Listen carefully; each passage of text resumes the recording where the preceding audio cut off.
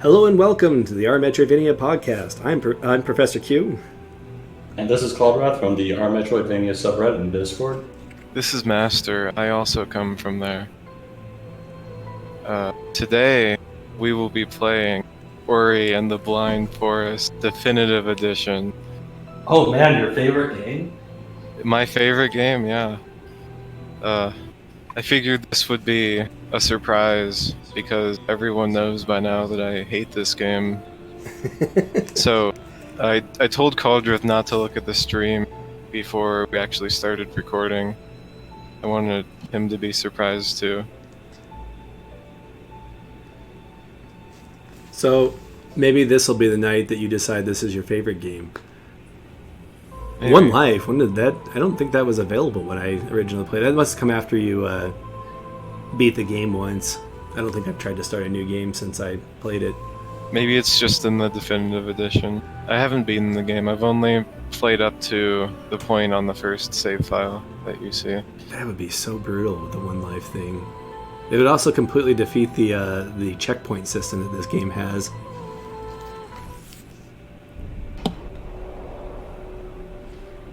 So I'm excited. I like this game.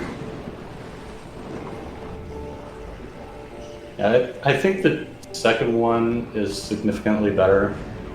But I do see the case that people make that the combat may be worse than the first one, but it's less forced upon you. Right. There's less of it. I mean, you still have to kill things to get through areas. There's still enemies. I mean, I kind of get why they did the combat more in the second one, because they put so much work into making it decent, or good. The problem is that it doesn't have... I think the combat mechanics are fantastic. The problem is that there are only 5 bosses in the game, and you really don't have a chance to put that combat to a challenging test. A lot of the content related to the combat is like wave-based enemies with the same enemies from the beginning of the game to the end of the game. And when you only have 5 bosses, when you have miss bosses, it sticks out a lot more than if you have 15 bosses or whatever Hollow Knight has.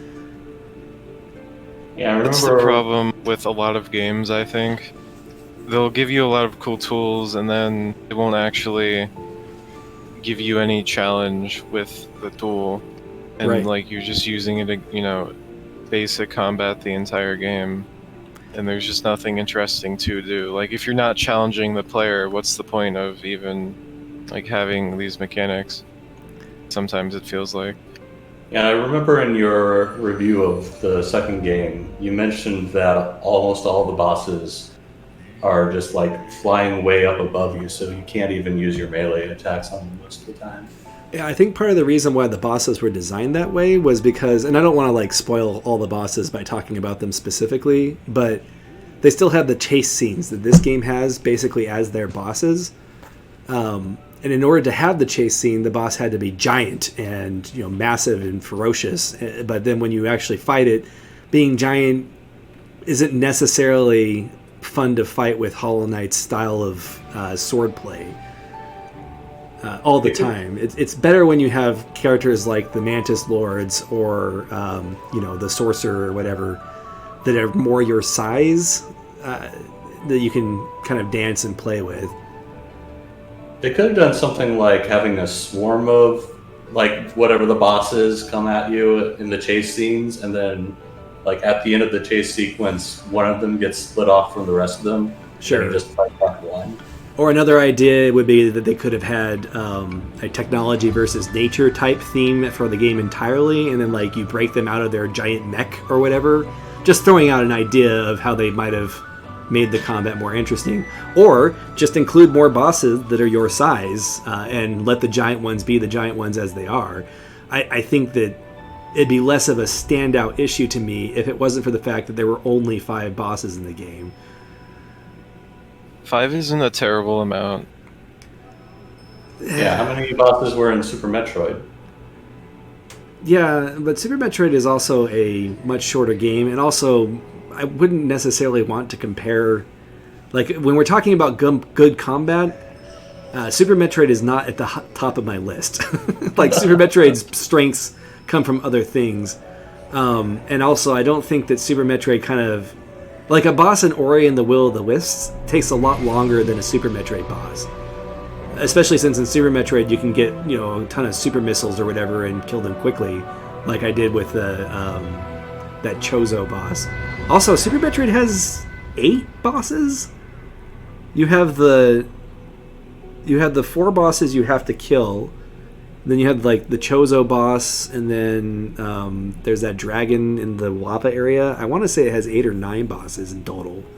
That is true. So even with that said, Super Metroid still has more bosses. Yeah. I mean, it sounds like Ori's bosses are kind of mini stages. Yeah, well, because they have different phases, because you have to have the chase phase, and then you have to have the fight phase. And in Ori and the Will of the Wisps credit, one of the best bosses is the final boss, which is a great way to end the game. So overall, I think the combat design is fantastic. I think if they made a definitive edition and added like a whole new zone or whatever, and then maybe threw in a few more mini bosses throughout the game, I would have no issues with the combat overall. I mean, I'd still probably mention that I got bored of the wave-based combat near the end of the game, but they don't really test you as well as I think they could have. Whereas the platforming definitely reaches the heights that it did in the first game. Although you do eventually get the ability to pretty much just ignore all the platforming challenges. Right, by the end of the game they have that cheat ability. I don't know if that's necessarily a bad thing.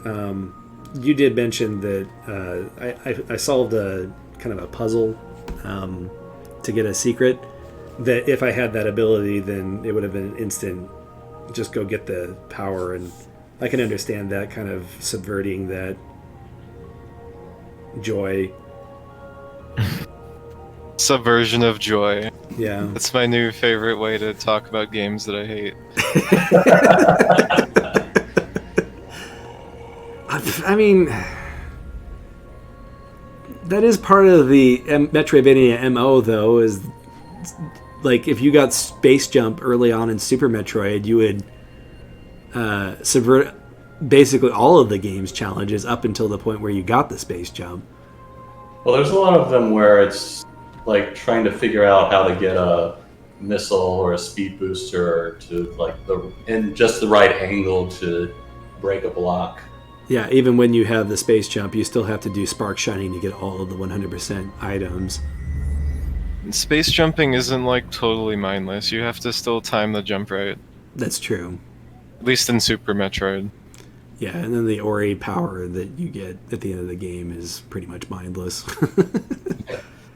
If you're just holding down like a single button to use an ability, then maybe you should consider the purpose of that ability. Sure. And Symphony of the Night has a similar issue. Like when you get the bat, you're pretty much done as far as any of the game's ability blocked challenges go. Not that any of those were a challenge. All the Castlevania games kind of meld together for me. But like in the ones where you get bat forms, you use the bat form to get to like one place, and then you get like the super high jump or whatever, and you never need it. Almost. Like some of these abilities, they're used for 1 or 2 gates, and that's their entire purpose. Yeah. It's not actually like a tool to use. Well, apparently this in Symphony of the Night, the bat form lets you go pretty much everywhere. So if you don't go directly to get the super jump, then it does get a lot more use. I don't even think you get the super jump until almost the Upside Down Castle, right? I'm trying to remember. The super jump has potential as still being good. Like when you got it in Dawn of Sorrow, there were a couple of bosses that it was the best ability to use to dodge specific attacks, just because it shoots you up so quickly compared to like your bat form or whatever. You have to spam the jump and circle against the final boss. Yeah, and that one you have to... And that was my favorite part about that boss, and then everything about that boss besides that was not fun.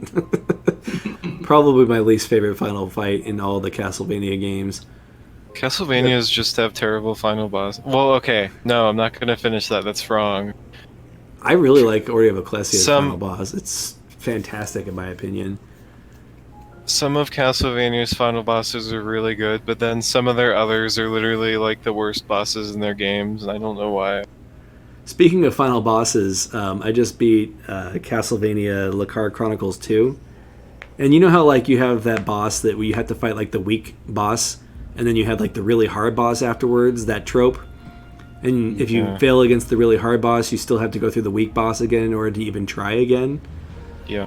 So imagine if you did that, you had the weak boss and then the hard boss, and then after that you have another hard boss. That's how Lakar Chronicles 2 is. Pretty crazy. It's not fun. Luckily, like after a few tries, it was pretty easy to find a pattern to exploit, so it wasn't like a huge long ordeal, but still it was a thing. That's just a boss that has 3 forms. Well, technically it's 3 different bosses, but yeah. Well, it's pretty similar. This cutscene's great. I can completely ignore it and still know exactly what's going on because it's just that generic. Oh, the Ori fake dies and then suddenly is not dead anymore. Yeah. So one of the reasons why Master is playing this game is because you wanted to talk about story in video games? That is correct. Well, it's not the reason why, it just seemed like something to talk about. I don't like the story in Ori 1 that much, but personally. Like, there isn't very much story either. I think it's fine. Like, the draw of this game isn't necessarily the story. Yeah, I wouldn't consider this a story-focused game. Right. I think that they What is did... it focused on, though? Platforming? Yeah, it's a platforming game. I would say it's sort of a precision platformer.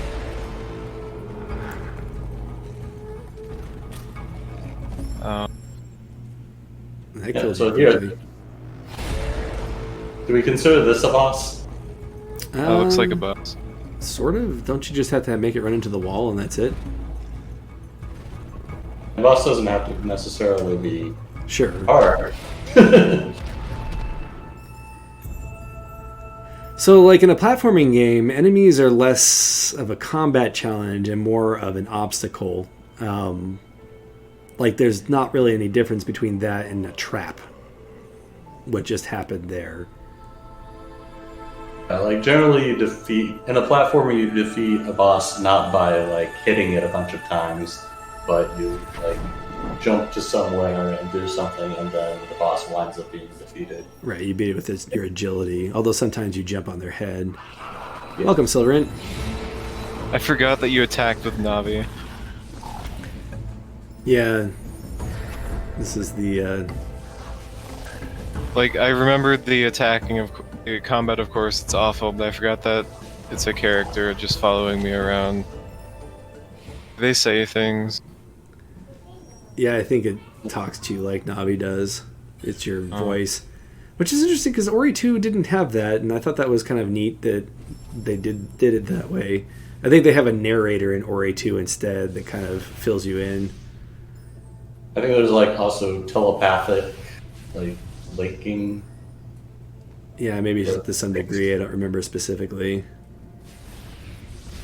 Story-wise, I'd say that Ori 2 did a lot better job making the world more compelling. Like, you have NPCs that kind of made it feel homely. Maybe added some stakes to the game, whereas this game, you're just kind of by yourself with Ori. Does homely mean like home? Because usually... Homely means ugly. Yeah. Yeah. Homey is what I said. Technically, that's not a word either, but... Yes, I used the wrong word. You were correct. Okay. Don't forget your experience points there, Master. You need your experience points to level up. Oh no, I'm losing experience points. What do I do? For your favorite skill tree. Yeah, You're not going to be able to beat this game tonight because you're not getting your XP. I think the skill tree in this what a game shame. is fine. I don't think it hurts the game. Look, I have 2 ways to go. This is such a good Metroidvania. I tried to be like technically, cute and most jump over it, but Metroidvanias, the hitbox is too big. most Metroidvanias by this stage have you going pretty linear, regardless of which Metroidvania it is. Yeah, I know. It's gonna Especially at the beginning. be right.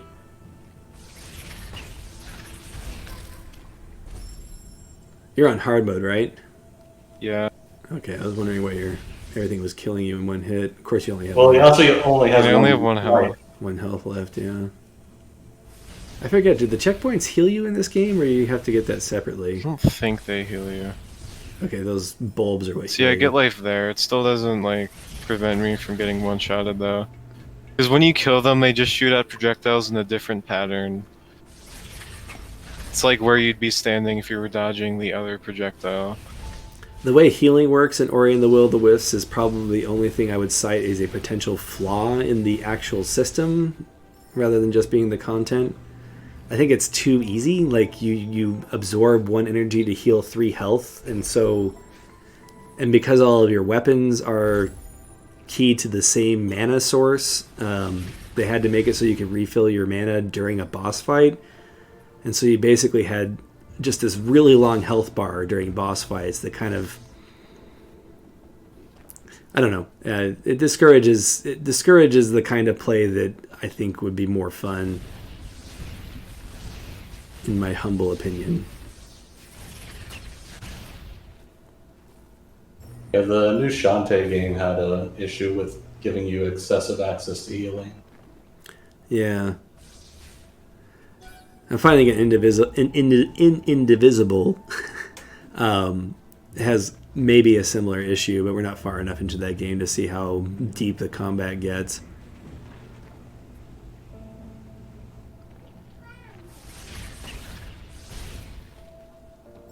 So anyway, the story in this game, I think one of the problems with the story is that the stakes are subverted. I keep using that word subvert tonight, but because of how easy it is to basically solve the issues in the game's world, it kind of removes the weight of the consequences that the game's world has. But I can't go into that too much without spoiling things. Which is the hardest thing about analyzing any game story. Unless you write that contract beforehand. Okay, in this stream we're gonna be spoiling this game, and this game. Yeah, it's probably pretty unlikely that somebody would be watching this stream and hasn't played through Ori. Maybe. But yeah, we should still respect that. Sure. Like, I don't even like talking about the ending to Super Metroid. Yeah. In fact, I'm streaming Super Metroid as next chance I get, or as soon as I get through the other Metroid games, for the sole purpose of being able to talk about the story, because inherently when you watch a full playthrough of a game, you're having it spoiled for you, or you go into it with the understanding that you would be spoiled if you didn't already know. It is true. I mean, technically, even just watching this beginning of Ori is... I don't know, spoilers are an interesting problem.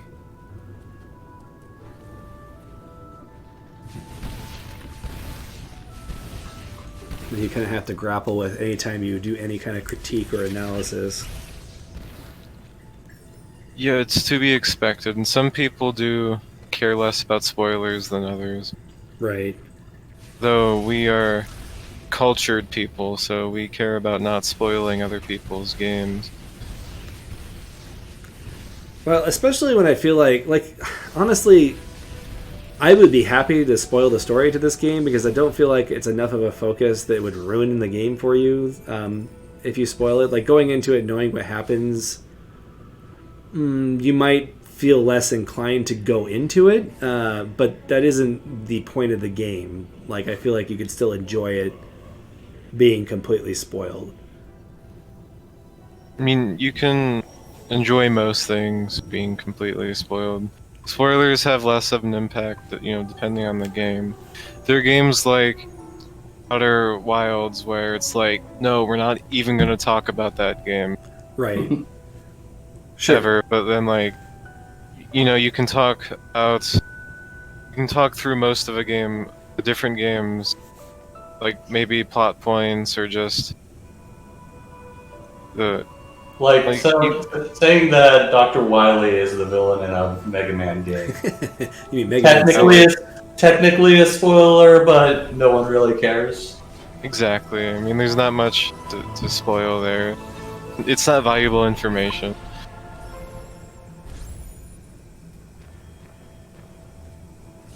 And then you can just hop up walls.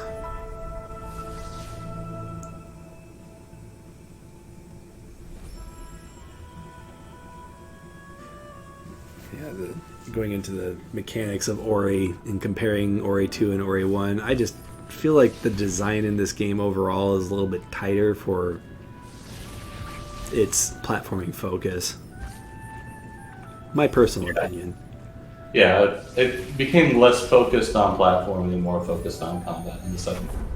More focused on every other aspect besides just the platforming. And I think the platforming was still excellent. Some people will say that it's 100% better than the first game, and I don't know if I necessarily agree with that. Somebody did make the complaint that it takes too long to get all of your powers in this game, and that the game stands strongest when you have all of your powers, and I think that's a legitimate critique. Well, there is one power that you get fairly early on that's pretty defining to the game. Sure. It's true. I think you get it early on in both games, though. But in Ori 2, you basically get all of the same powers that you have in Ori 1 within the first third of the game, rather than scattered throughout the entire game. And, getting those powers faster is probably nicer for some people. So when is it good for... Like, at what point in the Metroidvania should you be when you just stop getting new powers?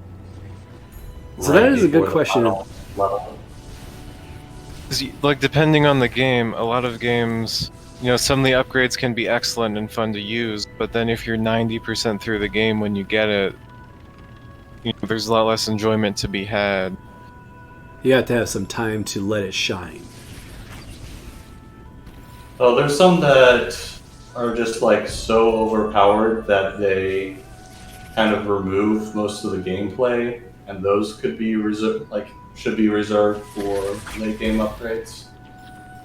So, if you gave somebody the space jump early on, it would pretty much ruin the game.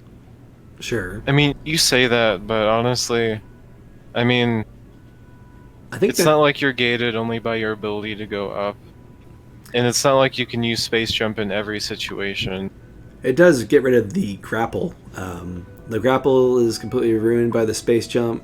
I think that's pretty much the only power that... Well, using the ice beam to make enemies into platforms is ruined by the space jump. True, but you still have to, jump past those enemies, and that can be difficult depending on the area. Sure, it's but not like a screw attack. You're not just totally overpowered because you have the space jump, is my point. But when you have the space jump and the screw attack, then you are definitely overpowered because you can just... That's true. But that's a fun time. I like that. Yeah, that's why it's a good late game upgrade. Sure. It's a good late game. So what are good mid-game upgrades? Like, what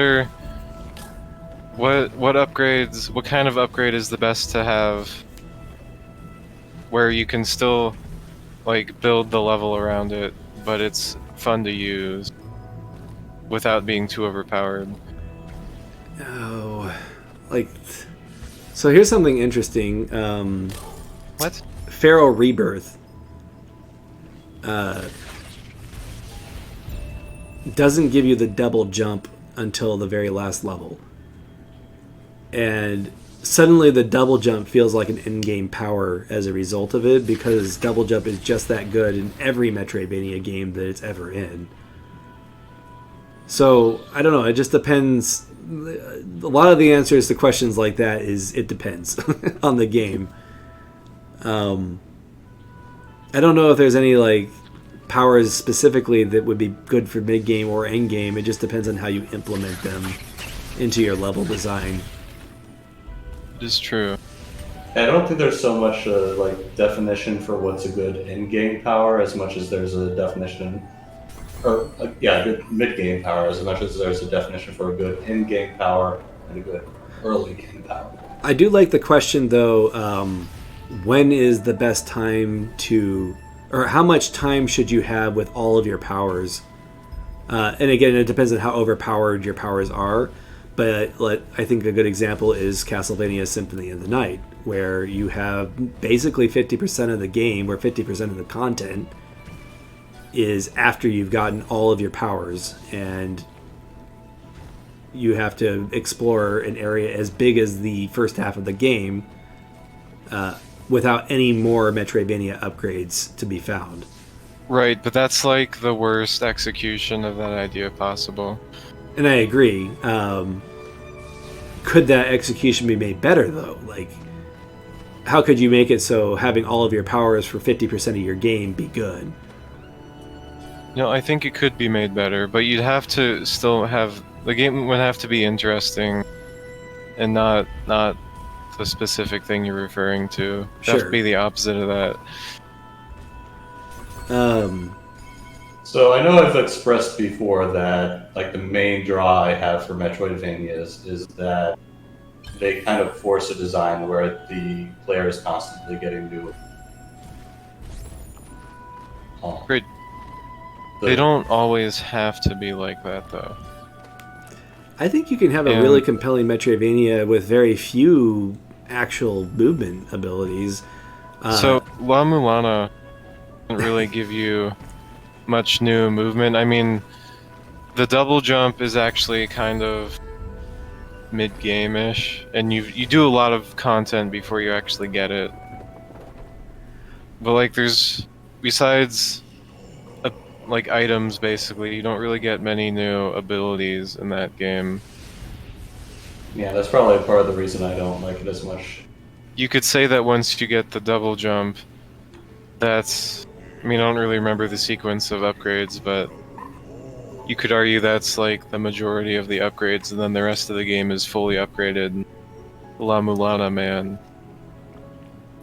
Well, I think another example of a game that has really kind of a few number of upgrades for the amount of time you play the game, that's Hollow Knight.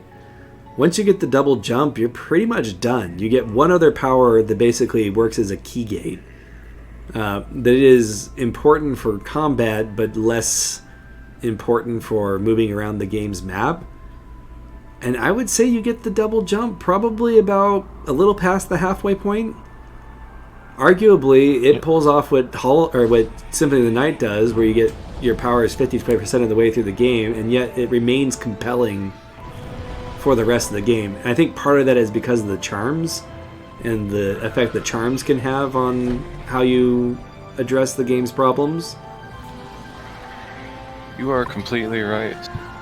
Well, the thing about Hollow Knight is that it's really, really open. So you can get it at 50% through the game, or you can get it at like 90%. So right, it also has a lot of what one might consider post-game content. Right. So you're doing that when you have all of your powers. And really, post-game content is... I mean, how do you define when content is post-game? Well, when you can get an ending. I mean, technically, the Symphony of the Night thing would be a post-game situation. So is the post-game for Demon's Crest like after the first 3 levels? I guess so. I don't know how you define post-game. In fact, I'm not even sure if you should call it post-game. It's the game. You just have an exit point if you decide you want to exit, I suppose. I guess it would be this content that you can only access after you've unlocked the ability to fight the final boss. Or fight a final boss, yeah. How do you pronounce this? Is it Nibel or Nibble? Nibel? Yes. It's Nibiru. It's whatever you want it to be. Okay, nipple it is. I think the map is better in Ori and the Will of the Wisps. When I first played this overworld map thing kind of confused me, and I think it's all just a regular Metroidvania map in Will of the Wisps. Can't you zoom in and it shows you like? Yeah. Master just showed it, and I think this is basically the same as the Will of the Wisps. Although I think the Will of the Wisps shows more detail.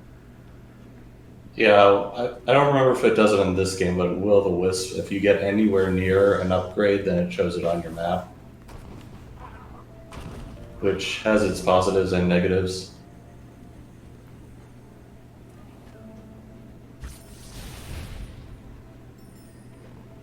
So another game that you get your powers early on, the Zelda series, is arguably very similar to the Metroidvania genre, that you get ability upgrades, key gating abilities, or whatever as you go throughout the game.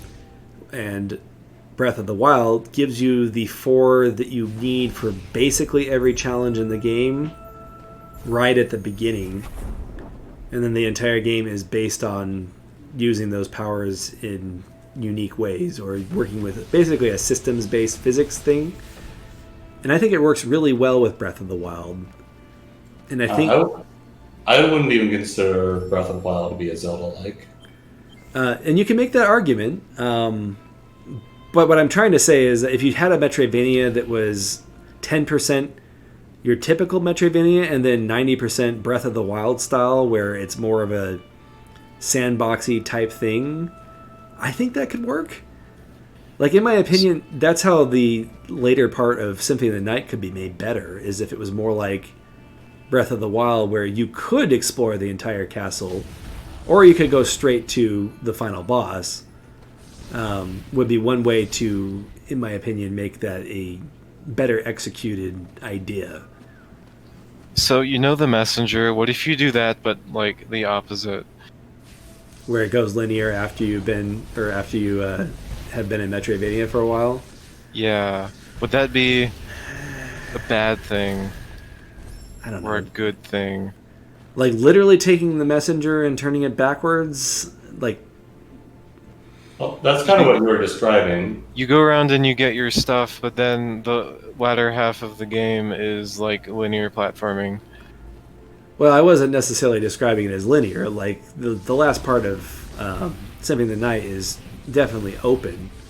Well, no, but the first part of the messenger is a linear platform.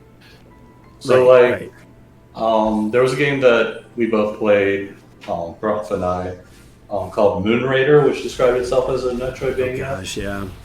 And it did give you a few upgrades in like the first 2 levels, and then the entire rest of the game was a linear platform. So did you guys see that enemy placement? What was that? Yeah. It's disgusting. No one ever claimed the combat in this game is good. No, I think that most people... Well, maybe so. Most people think the combat in this game is either atrocious or passable, depending on who you talk to. It's true. I keep hitting the map, so I push to talk as caps lock, and then map is tab on my keyboard. Oh. And I'm using a controller and like just resting my hands on my keyboard. So I keep hitting the map. Where do I even go? I should actually... Maybe this is a sign that I need to be looking at the map. So, okay, obviously I'm a little biased, but if you took a Metroidvania game and suddenly made it linear at the end, that linear section's better be really good. And right, because it would feel like it could have just been... It could have kept being a Metroidvania, and it would have been more interesting, but then it wasn't. So it'd feel like a letdown. Like Turian is a linear area. So yes. It's kind of like a difference of like how much game is left. Yeah, how much linearity is there? And I agree, Turian is exactly... I mean, technically, if you want to use Turian as an example, that is exactly how the messenger ends. The final level is a level. So I think what Master's saying, though, is that you have like 6 levels all in succession or whatever. Personally, I would prefer that if they did it that way, that they would spoke and hub style it and make it like Mega Man, where you pick which level you want to go to first, rather than having them one after another. I think that would be a better alternative, in my opinion. If you started out as a Metroidvania, I think you need to keep some level of choice there. On that same token, if you had like a Dr. Wily style succession of 4 levels, I think it would be okay, just depending on how it's executed. You know why this design, this level, it was so weird? Because I was supposed to get that immediately upon entering the level. Mm. And there's just all this stuff I couldn't interact with before. I was supposed to have already... Does this game even have, like... Well, that's an argument you can make with a lot of Metroidvania games, is... Yeah, is it necessarily a bad thing that it let you go to an area that you technically weren't supposed to, like, weren't able to get through yet? Right, it was like 2 rooms. But that got me thinking, does this game actually have moments where you see a barrier you can't get through and then you come back at a much later time? I think you'd have to play for a while before I could point that stuff out. Certainly this game has Zelda-like dungeon structure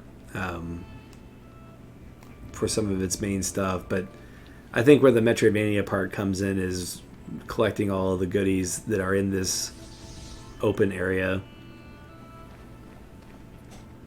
Yeah, like, that is one thing that you can do after you've collected, like, all the ability upgrades, is there's stuff that you can, like, minor upgrades that you can get that requires having all of the, like, major upgrades. Aren't the goodies in this game XP? Yeah, so this game very much has the currency problem. It's worse than currency. It's XP. It's the It's the same thing, but it's worse. it, I'd rather spend my money at some shopkeeper. Like, I don't even like NPCs necessarily, but it's better than this awful skill tree that's not actually a skill tree. For a game about trees, this game is a pretty bad tree. Maybe the game is about how trees are bad. Is it? I thought the tree was good. That's what they want you to are you think. making fun of blind people, That's Master? tree propaganda. Am I? Because the trees are blind in this game. Oh, Well, And you're like, Forest they're is such blind. bad trees. They're horrible bad trees. They're just blind, Master. You can't the make fun of their forest is handicap. blind. That doesn't necessarily mean that the trees are blind. Oh, okay. So the That's trees true. are all blind, but they're making fun of the forest now? Is that... Wait. well, you have to see the forest for the trees, even if the trees can't see themselves. I don't understand either. So each of us made some points that that we regard as good rules or rules of thumb for storytelling in video games. Do we want to kind of go into those? Sure. Whose do you want to start with? We each had some. If you don't have a, I if you don't don't have a care. preference, I'll start with Caldroth because I think that his are nice and long and easy to discuss. Oh, so mine are. I had the best ones. He likes mine more. Well, I I'm the usually favorite. like to save the best for last. I just think that it's good to start with Caldroth because we did his last week. So I'm just kind of going backwards through the list. Uh-huh. I'm gonna do yours last, Master. That's a compliment. He's all offended. He's like biting his lip. I'm already going through so much playing this awful game for you, and this is how you treat me. You chose this. We did not That's make you true. do this. Yeah, no, we wouldn't have pressured you. You even kept it a secret from me. I could have told you that you wouldn't enjoy this. This is true.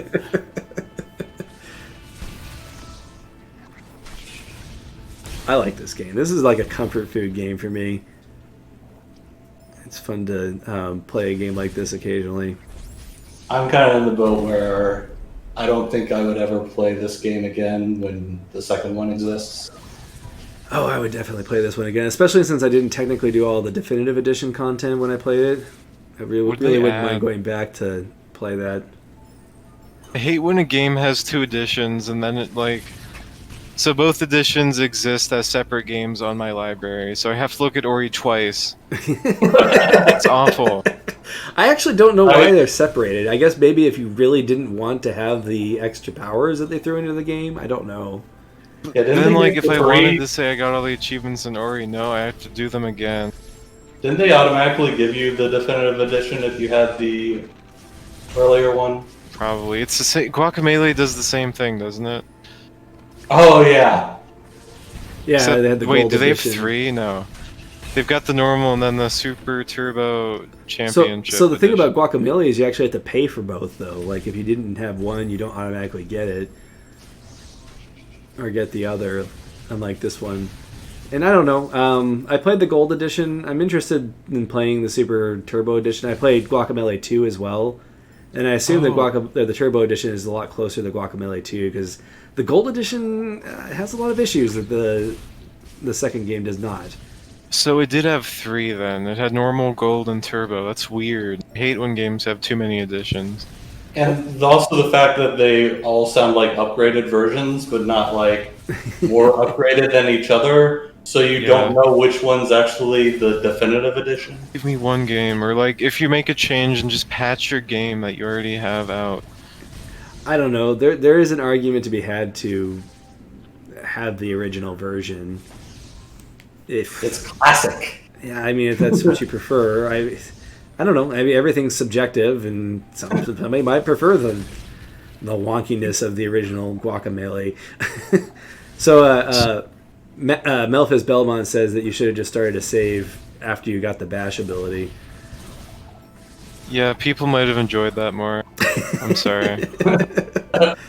So those blue orbs are energy, right? The big ones? Yeah, I think so. So you need to expend energy to get energy. It's like the stock market. Yeah, because you need energy for the charge, at least at this moment in time, in order to open up those. And then Silverian says enemies that are annoying. You can remove the other versions from your account, like ask Steam to remove them. I mean, I could, but then like... then you lose power on your account. You have the option. I'm losing account value. You have to have the option to play the thing you'll never play. Speaking of epic games. That was a meme that Salmes posted earlier. Who posted that? I don't remember where I got it from. There was a meme being passed around. Put in the cart. Or maybe it was somebody... you know what? I'm just going to go to the meme section and see who posted on the rMetroidvania Discord, because... Okay, I posted in the rMetroidvania Discord, and I think Salmes posted in the website Discord. Yeah, he did. So I got it from Salmes originally. Anyway, it's funny. Putting free games into your library. Okay, so instead of dancing around talking about doing our points, let's go ahead and read one. Well, that's an awful warp animation. I think you're just starting to hate on things just to hate on them now. No, animation's watch terrible. How long it is. Watch. I do think it takes way too long. Look how long that is. It's like music. You expect like a chord progression on the warp animation. If you have the same thing just repeating in a warp animation, it's not very satisfying to look at. Like, this is a science. Belfast just called you a curmudgeon. It also has the long animation before you warp, and then no animation after you've warped. Do you remember the old NES days that when you would teleport, your sprite would just blink and then start blinking faster and faster until you disappeared? Those were good times. Better than Ori, jeez. So Melphis suggested that you hide the game in your library so it doesn't show up on your newsfeed or anything like that, but it's still technically there in case you wanted to unhide it and you don't lose account value that way. You're right, I should do that, but at that point I'm just lying to myself. Okay, so we're going to do Caldar's first point instead of TZ Master this whole stream. When a story is presented over a long period of time, such as with most video games, having a single story that follows the normal narrative arc is going to lead to the pacing being too slow. You will need to create layers of smaller stories that have their own arcs and resolve themselves before the main arc resolves. They can be different kinds of stories and don't have to have anything to do with each other or even the main arc, and they may even overlap with each other. I don't know if I dictated that well enough there, Caldra, so if you want to expound on it, then we can talk about it. I mean, it sounds like you read it pretty well, but yeah, I guess this thing, like, I realized this when I was watching the show Lucifer, that pretty much every episode had its own mystery, and then like each season had its own mystery, and then there was like a mystery for the entire like show.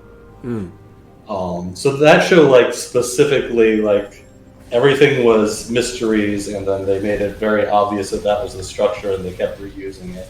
So that's when I like realized it more than anything.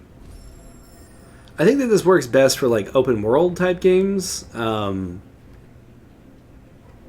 where you have kind of the mini stories and things like that. I don't know if it's necessarily appropriate for every game per se. Like, I think you can have a 3-act structure in a Metroidvania game without it messing up the pacing.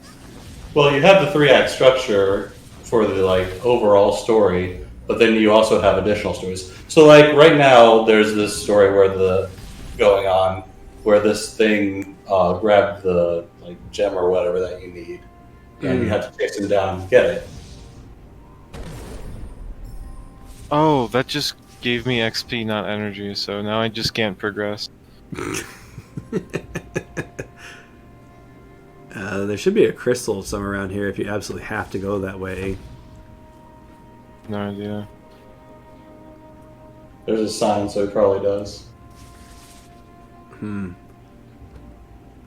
what'd you get the energy for instead of breaking the ground, Master?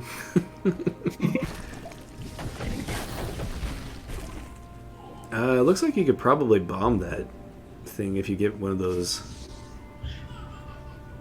Yeah, well, whatever. We'll continue talking about the point that Colorado made. So I get what you're saying now that you've kind of explained it a little better. Like when you first said it, I'm like, you don't really need to have like. Take Super Metroid for an example. Does it have mini stories? But then the way you described it just now, yeah, actually it does. Like you run into a spaceship that had crashed into the planet and it seems like it's haunted. That's kind of like a mini story arc. Or maybe Kraid's Lair could be considered a mini story arc. Yeah, it doesn't necessarily have to be presented as plot. It can be presented as like lore, which is how a lot of Metroidvanias, especially Metroid, is. So I can't actually break this, even though it looks like you should. Oh yeah, you need like a stomp. You're missing the ability that's gated, and you can come back there later to get it. You're right. Except, it follows Caldroth's rules of being at the very entrance to an area. Wow, so maybe Ori's actually good. Maybe. Or maybe my rules suck. It's all a matter of opinion. So I'm guessing it would tell me with blue cracks if I could break this with a charge. I don't want to waste my only energy. Yeah, I think so. Like the other things you've seen have had blue cracks. These guys are the you need bash to get past them enemies. Huh? No, you don't. So, so with that in mind, Caldroth, can you think of an example of a video game that doesn't have the mini stories, like that has bad pacing as a result? I'm trying to think. I don't have any examples off the top of my head. I'm sure some of the like terrible games that inexplicably felt terrible story-wise would qualify. Like, I'm sure the Masked Mage was like that. Is it terrible? Yes, and the Masked Mage did it. Oops. I like how you just limply float to the surface. Yeah.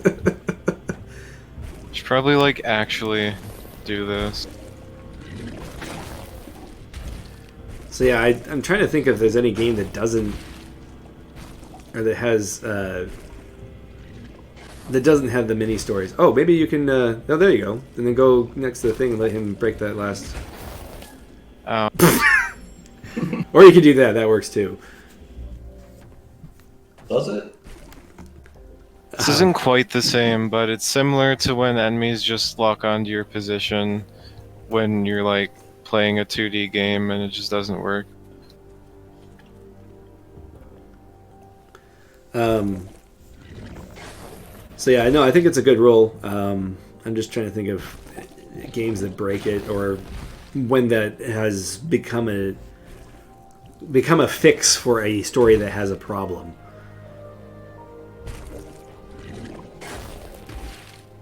But anyway, Calderas' second point is, while there is a spectrum, you should decide whether your game is primarily a story that is being delivered by gameplay, or gameplay that is being delivered by story. The same things won't work in a game like Phoenix Wright that would work in a game like Devil May Cry, and you need to make sure that the delivery mechanism isn't getting in the way of the thing you're trying to present. This is true. Like, Ori's story sucks, but it doesn't really get in the way of the platforming too much. Besides the initial bit of just putting text on your screen and making you walk slow. Which, you know, plenty of games have done that a lot worse. Oh, you mean the walking cutscene, or Just like in like games that shouldn't necessarily be focusing on story as much as they should, just interrupting your gameplay with story. You know, we've talked about this before, how, you know, like BioShock audio logs interrupt gameplay less than like a text dump or something. I would definitely say that BioShock is a story-based game, though. Right, it has both. Yeah, I'd say it's a hybrid game where, like, one isn't necessarily there just to serve the other one. Sure. Does BioShock's gameplay, the original BioShock, does the gameplay clash with the story in any way? I don't think so. I think it does a pretty good job, mostly because everybody's insane, and that's a really good setup for violence. Yeah. I do think that the like little sister choice, the fact that you get as much, like almost exactly the same amount of stuff for rescuing them as killing them, does kind of like reduce the impact of the choice. And that's kind of a gameplay issue that's negatively affecting the story. You think that it should be more of a sacrifice in order to... Yeah, like, there's a lot of games where there's got, like, good, evil choices, and then, like, the good choices give you about as much as the evil choices, so it's not really, like, selfishness versus... Can I make it across here? There's no real temptation there. Yeah. Yeah, I could agree with that. Part of BioShock's problem is those Vita chambers made everything easy in that game. Oh. Am I supposed to swim? But it was so fun to use them for speedrunning. You're missing an ability upgrade. No, I'm gonna swim. You're gonna try and sequence break? Yeah. Wait, what did you say, Calderas? Sorry, I was a little I distracted. can't do that now. I took damage. Sorry. Now I'm trying to remember what I said.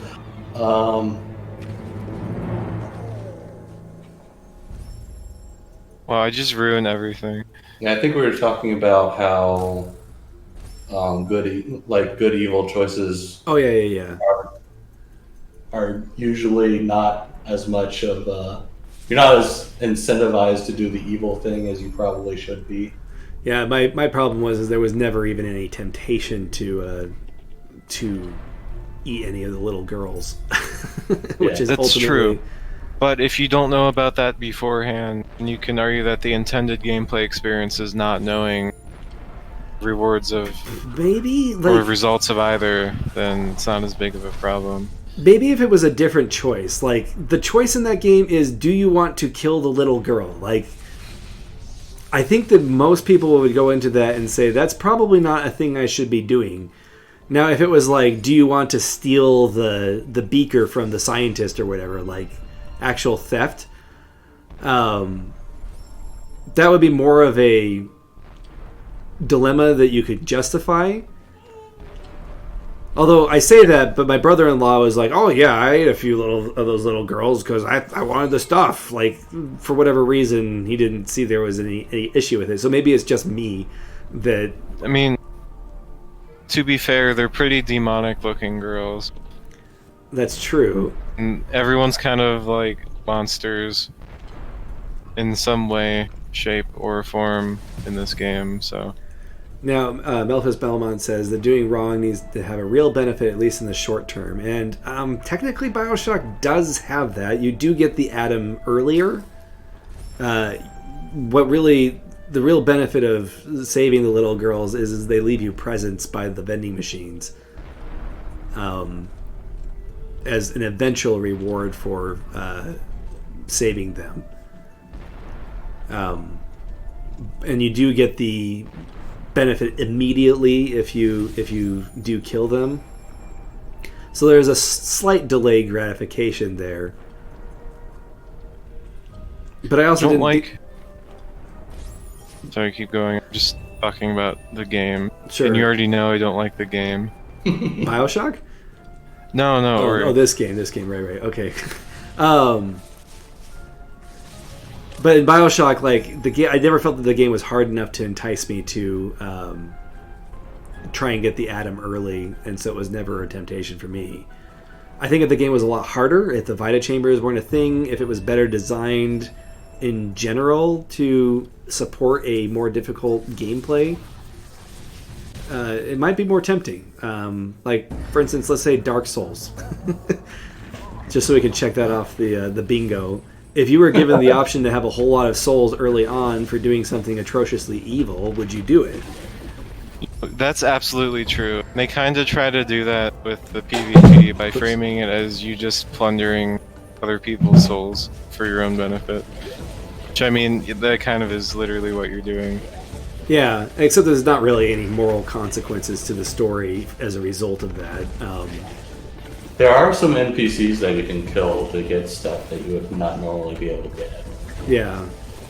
Oh yeah, I totally killed the undead merchant on some of my dex builds just to get the Uchi Katana early. But again, in that game, there's no real like a karma system. Like the ending isn't affected by what you do. But if you took that and put it into a game like Bioshock, I think you could have an actually meaningful moral system there. Possibly. Yeah, you can kind of look at BioWare's games where they had a progression for how they were handling morality systems. Where like their first few games were like your choices were between being like a saint or just like the absolute worst person ever. Then they like in about Mass Effect, they kind of balanced the two alignments so that they both seemed reasonable. Yeah. And then in Dragon Age, they kind of got rid of the system completely, but still had choices that were meaningful. They just like weren't assigned a good evil value. What I liked is the reputation system in Fallout New Vegas, where it was more about what people thought of you based on the actions that you do, which is probably more realistic to how No, I agree. it works in real life. I like reputation systems. I mostly don't like morality systems. I don't want to have something... I don't want to have an action just like assigned a morality value. Well, the irony of those morality systems, too, is that every once in a while you have a thing that happens and you're like, wait a minute, that doesn't seem... like you may disagree with their interpretation of what's good and what's evil. Exactly. That's one of the problems, is that it's like, it's, assigning a number or whatever to something that's subjective. And then, like, if you're trying to do a run where you're being good, are you trying to be good according to the morality chart or according to what you believe is the right decision? Right. So, like, if you're playing one of those games, you're more inclined to just choose the good or bad option, no matter what it is. One of my favorite examples of this is the quest in Fallout 3. And I don't know if I brought this up on a stream before. I don't know how much we talked about morality systems on stream before, but I know I brought it up in the Discord previously. There's a quest where you talk to a scientist, and he says that one of his androids have escaped the lab, and he is indistinguishable from a human. And he wants you to capture the android so that he can bring him back to the lab. And you find out basically he wants to erase the android's memory so that basically so he can bring it back to the lab and continue his experiments on him or whatever. And you find the android, and the android's sentient, doesn't want his memory erased, and so the game decides that the moral decision is to help the android. And arguably has merit to it, but the problem is as soon as you finish the android's quest, he picks up a plasma blaster and blasts the scientist into smithereens after you finish it. And you get good karma from this. I'm like, wait a minute. So murdering the scientist is okay just because the scientist wanted to continue his work. Like, well, you didn't murder the scientist, right? You just created a situation where he died. But are you responsible for the consequences of your moral choice? Like the subject some games, they just won't care what the consequences of a decision are, as long as the short-term results of that decision are either good or bad. That's what the morality is assigned to, which is basically what you just said. Right. Yeah, exactly. And the idea of robot sentience is what I would call a true dilemma. I don't think there is a definitive right or wrong answer to that. Like if you manufacture a person for a specific purpose, do they have rights? Like that is a very compelling and wonderful discussion to have in a sci-fi setting. But I don't necessarily disagree. They've already decided it. Right. I don't necessarily disagree with their assessment that the robots should have rights. I mean, Star Trek already went through this with Data and that episode where they kind of went through the whole thing. And I think a lot of people would agree that if the creature is sentient, then they should have rights or whatever. Fine. But the murdering aspect is where I'm like, okay, now let's talk about this a little bit more. You have just brought up a new point that kind of throws a wrench into the argument. Do you guys see this spike? Yeah, I see it. You have double jumping. Whenever this subject comes up, it's always in the context where the robot is like at least as smart as a human. Right. They never bring it up when it's like kind of dumb, like maybe close to being as smart as a human, but not quite. Right. It's like a real. Right. That's because the people doing this usually want you to think a certain thing. Right. Sure, and that's the problem with morality systems in general, is that you're basically playing God as the author of your game in a game where the player is supposed to be making decisions. And they may not agree with you as God. Or the player might not agree with you. Which, and like another game that, like, much older game that had a morality system was Quest for Glory had the honor system. Oh, right, yeah, which basically you just gave all your money to the poor and then you were set. Then you can go steal from houses and whatever, as long as you donated a bunch of money to the poor afterwards. Or you, like, tried to force a bouquet of flowers on a Rizalka enough times. Right, exactly. Here, have some more flowers. I just got done robbing the entire town and I need to get my honor back. Well, she actually wouldn't even. Would tell you, like, after the first time you gave it to her, she would tell you, "No, I don't want these." but you'd still get honor, and so she wouldn't take them, and you'd still have them, and then you could try to give it to her again. So the idea of being nice is enough. I also like the idea that just giving gifts is all you need in order to do anything, for that matter, like relationships. And did the switch still stay activated after you died just now? What switch? Where? The switch on the bottom at the base of this waterfall. Jump down. That you still need to put the rock map. in there. It's a map. Who cares? Oh, is it just the map? All right, You never go in mind. like one direction anyway. I don't know. I see at least two directions there. But yeah, like, in Quest for Glory 4, there's actually a fairly interesting one choice where you can break somebody out of prison, and because of the context of the action, it gives you honor for breaking them out of prison. Yeah. And like most depictions of paladins are as being lawful good, so they would like that actually kind of is pretty different from the like what would normally be considered what a paladin would be doing. Okay, this thing literally won't stop swinging. You've just like broken my game. I haven't touched that platform since I first jumped down. And it... Okay, it's over. So I think what I'm going to name this stream is Master Hates Ori, and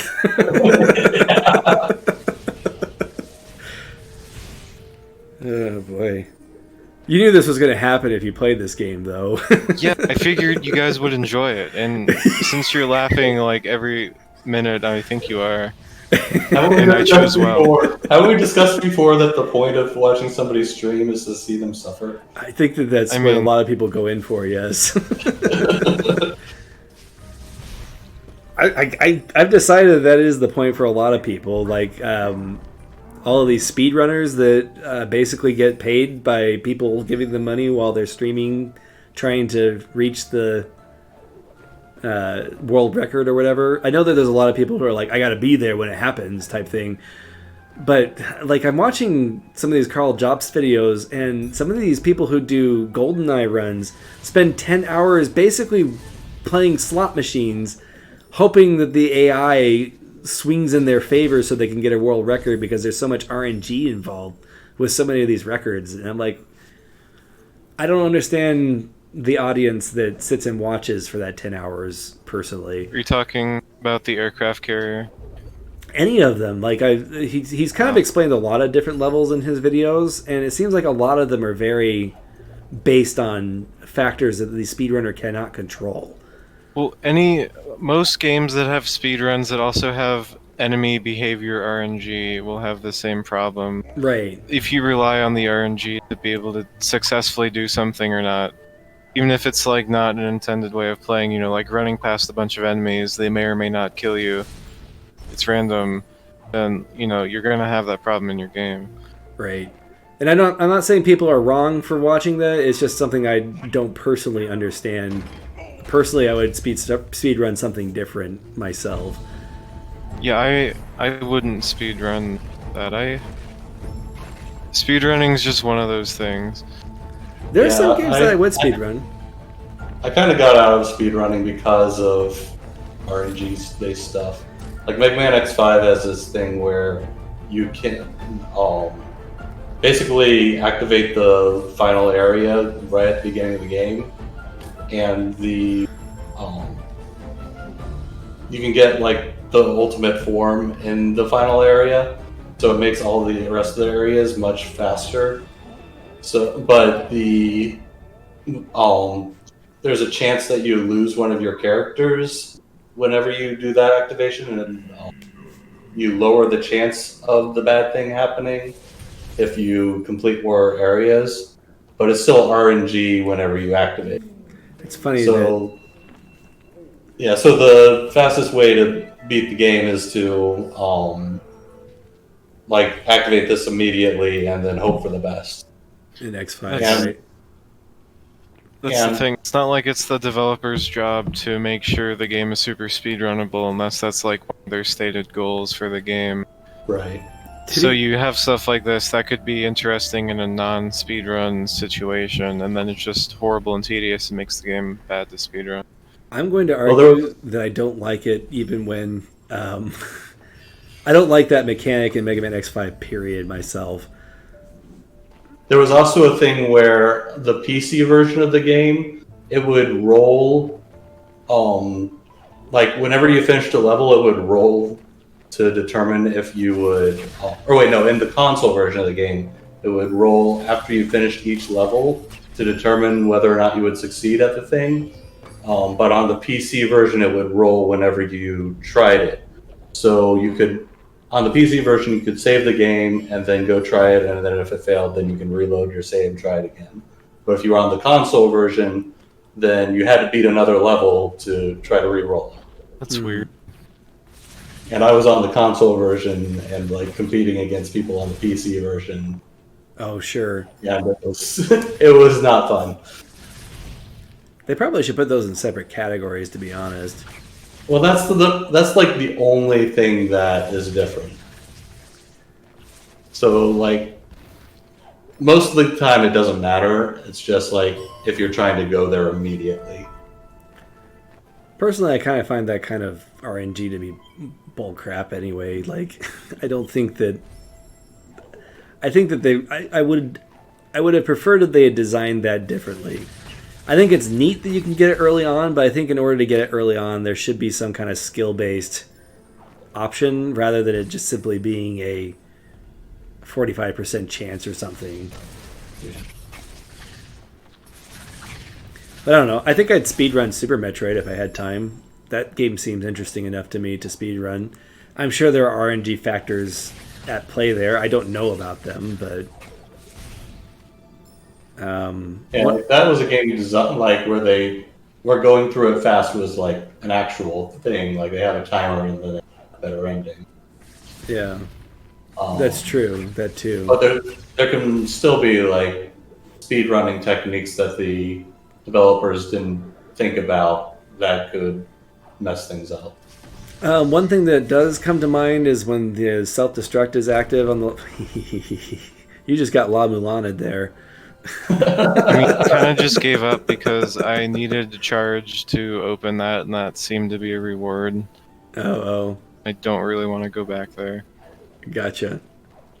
That was an intentional death. I mean, it wasn't intentional, but like it wasn't unwelcome. I'm so glad you killed me. Oh man, I think we just got off track on the story discussion. That's fine. These topics should be springboards. No, I get it. We were talking about speedrunning for some reason. Oh, Super Metroid. Okay, one thing that like in the part of Super Metroid where you're dealing with the. I don't think you can kill that thing unless you explode it or something. I think you have to get it smashed by the. You can make it smash, yeah. So Like some people didn't. that. So one of the things that this game was greatly praised for was its checkpoint system. Why? And some people absolutely hate it because they forget to checkpoint themselves. I mean, I haven't had energy, so I can't Yeah. really checkpoint. Yeah, it's one of those things that like late in the game you have so much access to energy that you can just checkpoint whenever you want. But then early game you have to like pick and choose. So it's an additional thing adding inverse difficulty curve to the game. Yeah. I don't know, though. The late game is also a lot harder, so having more checkpoints is, I mean, fairer, I guess? Arguably, anyway. This camera! Oh my god! You can't see stuff if you move up or down. Can you control the camera with the right stick? No! Huh. See, will it look down? Yeah, if I aim down like this, or if I look up, it'll Okay, go but you up, can't but it's do it with just the like right so stick. slow behind you whenever you move. Well, that's one way. One of probably many ways that Hollow Knight is a better game is that you can look anywhere with the right stick in Hollow Knight, which is really nice. I think I That's mentioned. a pretty common problem with Metroidvanias is not being able to look down or up far enough, and then you like drop down and like, oh, there's a bunch of instant death spikes down here. Glad I knew that. before. Depends on the level design, but if you're going to have level design where you can't see a trap, you should have the ability to look down, in my opinion. Yeah, and it should be pretty fast. And Hollow Knight is perfect for that.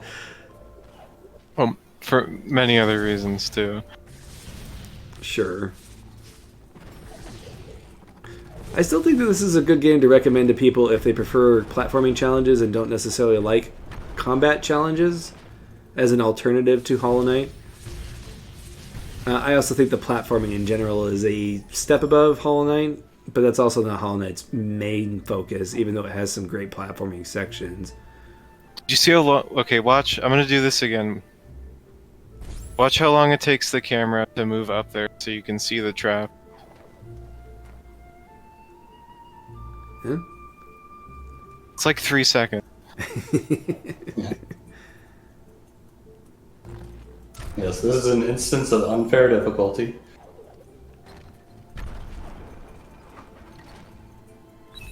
Maybe. One thing that would be really cool is if somebody had the ability to or time to break down specifics in levels like this. I think it'd be really cool to have that. You know, like a Mahler review, but on a video game where it's like, okay, at this part, this stupid trap falls down on you, and it's not good. I would pretty love much that, what's going actually. on with. Sounds perfect, though. A lot of games have really bad micro design, so I mean, it might be really awful and boring for like a Ubisoft game. You'd really have to pick Sure. the games you wanted to review. Right. Because not everything's that intentional. It would have to be something like this game where you could break down all the little parts. Like, overall, you could say this game is fantastic, but you could find the nitpicks, or you could call that a nitpick. Would that be a nitpick, what that just was, or was that a blemish on the game that brings it down completely? I mean, I'd argue that most people who went that direction would have died to it without having been able to see it unless they waited. But is that a good thing or a bad thing? Is that unfair that the player is waiting? Is it even intended? Who knows? Right. Or is the waiting the puzzle? Like, are you supposed to wait until you have everything in view before you move forward? I would argue that playing Mega Man is best if you are observant as you play, and if you just kind of charge into things, you're probably going to get killed. And maybe that's what that thing might teach you as being a core mechanic. I don't remember that being a major or core mechanic for Ori, but... Oh no, did I just find a secret cutscene? Like, not secret, but... Yeah, this Are these is like the, optional cutscenes, or is this the way forward? This is the area they added in the definitive edition. Oh, is it? Yeah, I don't think I actually did this. There's actually a couple ability upgrades in there. Yeah, one of the ones they added was actually pretty cool. I don't think you can go in there until you have different abilities. Unless I believe in myself and just fall really far. So Malphus's opinion is that that trap is a piece of poor design.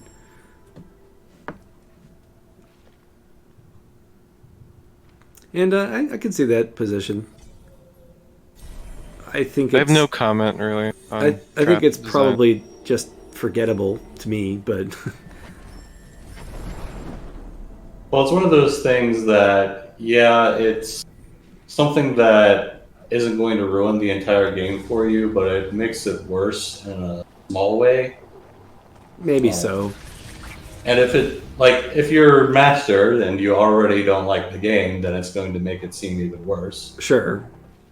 Master should do a Mahler review of this game. I should. Just record the whole thing, make it 25 hours long, the video, for an 8-hour playthrough. And, Right, that would inherently be in bad faith if I'm doing it because I think the game is bad. not necessarily. I mean, there are people No, out there you're who right, love not reviews necessarily. from But, people. like, you're saying I'm going into the game just assuming everything's going to be bad, and then when something's bad, it affirms my view. But then, see, you're looking for things that are bad. And if you find things that are bad, then you still found something that's bad. You're the. I mean, you would be I'm more looking for likely good things. There have been good things. I just haven't mentioned them. because it doesn't align with your worldview. Because the narrative you're trying to push is that this game is bad. I mean, I haven't mentioned also other bad things, like, for example, some of the thorns earlier were just kind of in the background, but then they actually hurt you, and then sometimes there's foreground elements in front of stuff, and you can't see what it is. Oh, the gaudy graphics problem. Yeah, I didn't even bother mentioning that because it's obvious just from looking at it. The thing is, it might not have been obvious to the developers. So, like, I forget, what have you mentioned before that, like, it may not have been intentional that they did a certain thing that was wrong? Sure. Like, that's something that, like, if you can identify things that could be improved, even if they weren't intentionally done the wrong way, then in the future somebody can avoid making those same mistakes. Right, I think that kind of critique is actually very helpful to developers. Like if you made a 25-hour review talking about everything you hate about this game, it might be good for somebody. The thing is, though, that it's their it's their first game. They put out a game since then, so there might be some issues that you find in this game that they've already corrected. So it's generally better to do that with a newer game.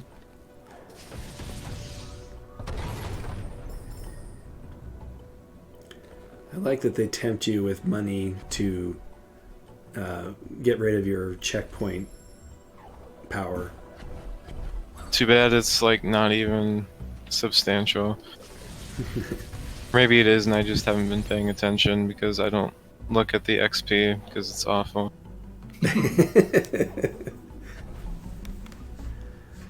Earlier, I started playing Tales of... Not earlier, but like a couple days ago I started playing Tales of Maj'Al. How do you say that? I don't know. But it just reminded me how much I enjoy a game with like the possibility for depth. Like if you have this sort of mechanic, you should have some sort of depth.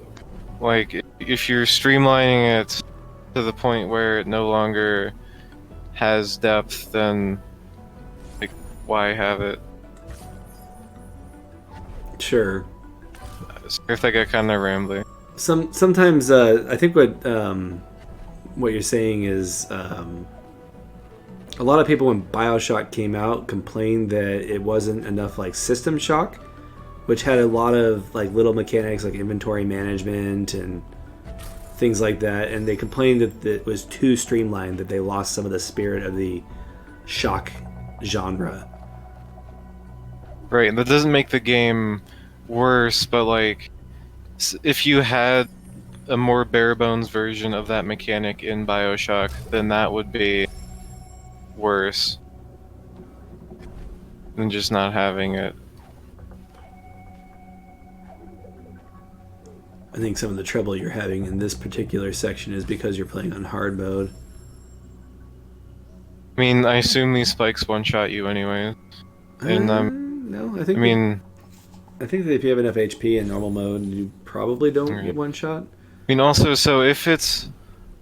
The teleporters have different times that they spit you out. Like, watch how long it takes me to be spit out here. And then I go through this one and it's instantaneous. Yeah, I think that's because the camera has to the move. reason I died the first time was because I wasn't expecting it to do that because it wasn't precedented. Also, you can't really see where you are if you're... Like, watch, I'll go through here, and you... The log is, like, in the way when you first come out of the teleporter. I'm going to say that I kind of hate teleporters in general. Like, I think that to improve this section, I would personally prefer that the teleporters were color-coded, so that you have an idea of where you're going to come out.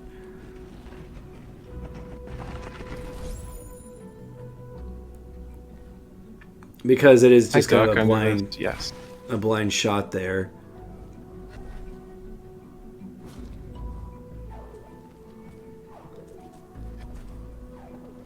We should talk about those other narrative things. that we were going to talk about. Sure. Well, he already read my rules, so. Yeah, Calderon's done, so you can go ahead and take a break, Calderon. No, I'm just kidding. Great. You need to tell us we're wrong with ours. No, the joke was that you read your favorites, so Oh, sure. no need to do anymore. Should I do yours next, Master, or should I do mine next? Sorry, I was taking a giant sip of water.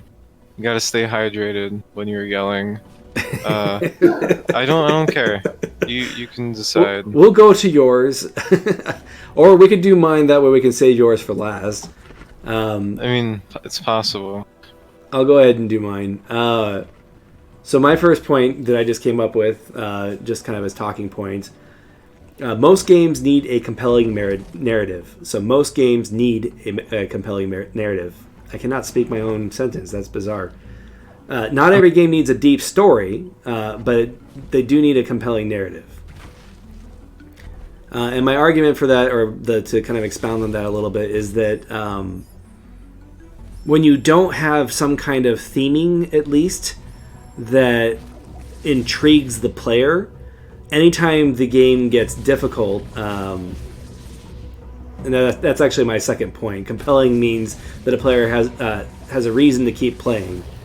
So if the mechanics get challenging, then they have to have something to look forward to that makes them think, okay, I have to keep playing.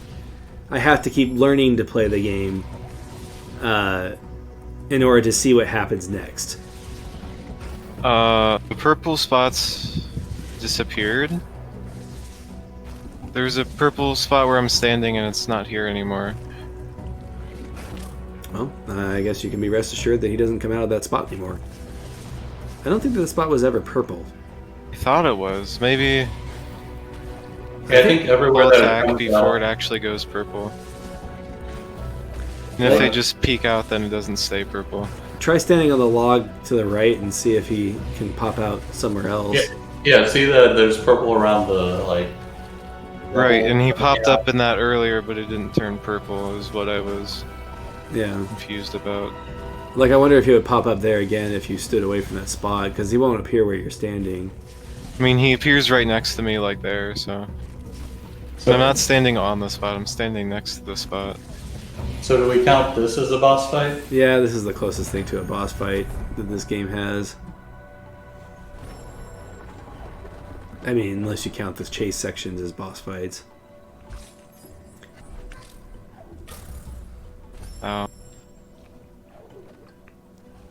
Anyways, compelling narratives. Yeah, I can agree with that. Like, how do you define a compelling narrative then? Something that gives the player a reason to keep moving when the going gets tough.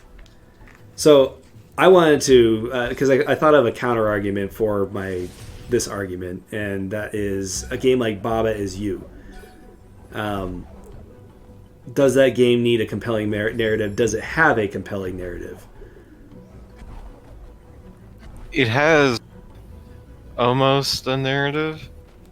I mean, there's things. There is like at least two things that happen in it. I would say that a game needs to have something that motivates the player, and that can take the form of a compelling narrative. So it doesn't necessarily need to have one, but it needs to have something else instead if it doesn't. So I'm going to argue that Baba Is You has a story. Unfortunately, in order to kind of explain what I mean by that, I kind of have to spoil some of the puzzle solutions. Yeah, it sort of has a story, but like it's really out of the way. As in, you're not thinking about that for 99% of your game. I think that the Play. story happens even in the first few levels, and I think that story is the discovery of how the mechanics work. And that is what compels the player to move forward. So would you say that the player has a story, whereas the game itself does not necessarily have one? Now, I don't know whether or not the game has a story or not. At the point in the game I'm at, it does not seem that it has a story. But I do think that the player does have a narrative going on that keeps them intrigued. And I think one of the biggest epiphanies early on is when you realize that the title is a lie. I love how people just do that. How they just have this, like, they get attached to their specific instance of their object, and then they'll realize that at some point that it has no meaning at all, and it's fun to watch people get around that. And that's what makes Baba Is You compelling, is that you gradually learn that the way you thought about things was incorrect, basically. So Silverint is asking if we've played Hades. I haven't played Hades yet. I played it when it was in early access or whatever, before it had an actual ending, and I haven't played it since then. So would you say the story is compelling in that game? Called out and I haven't played it, so... I think the most compelling part of the game is the character interactions, because there's a lot of voice dialogue, and it's almost like you can kind of Stardew it and give people gifts also, and increase your relationships, and that's probably the most compelling thing to do, because otherwise the gameplay is kind of samey. I love how giving gifts, though there is a bit of variety, I guess. I think we just talked about that earlier. That sounds like Fire Emblem. Apparently, if you give somebody enough gifts, they'll like you no matter what. Oh, they'll marry you if you give them enough gifts. True, but your character does talk to them a lot. Regardless of their orientation or other preferences, they'll marry you if you give them enough gifts. Capitalism, baby. It wouldn't be real capitalism unless there was like an in-game advertisement of some sort. Like Coca-Cola. Maybe it's subtly advertisement for like flowers or something like that. Like they're actually like Stardew Valley is actually sponsored by some like flower company. Trying to get an NPC to do what you want? Try Coca-Cola. See, right there you didn't die from the spikes. So on normal mode, I think you probably bounce all over those spikes. But there's certain spikes in this game that are instant death and certain ones that just deal damage. They look... It's because I grabbed this health over here, and I only have 2 health now. There must have been other health. No, you got hit just a minute ago. Oh, yeah. So I need to play Hades. I've heard lots of good things about it. It's good. I don't think I'd recommend that you play it, though. I mean, you have other things to play, and you could... Like, Hades it's good to play, but I don't know if I'd say it's worth spending a lot of time on. It's a roguelike, right? Yeah, those are necessarily time wasters. I like roguelikes occasionally. Every once in a while I have to have a kind of a palate cleanser type game that doesn't necessarily have... Like, I played Breath of the Wild one time after playing a particularly challenging, not as good as other games game. This definitely looks true. like a mini boss room. So, the platform was clearly not yet in the spikes, but I still died from that. I'm actually surprised that you chose to play this on hard mode, because it just makes all the annoying stuff more annoying. Does it? I mean, I don't know. It doesn't really tell you much of the difference. That's probably with difficulty modes in general, to be honest. That's why I like it when games will say, this is the intended way to play the game, and then like go into detail as to what makes it harder and why you would want to play it over another difficulty. That's why I generally prefer assist modes as a way to adjust difficulty, because then it's really obvious that you're not doing it the intended way when you do it that way. Although on that same token, it feels like you're going into a cheat menu and activating cheats. By the way, should we end the game after the famous bash sequence? Sure. Depends on how long it takes you to do it. I mean, you seem to always want to do at least a little bit of Metroid, so we can definitely do that. You just don't want to play Ori anymore. I mean, I don't blame him. He doesn't like the game.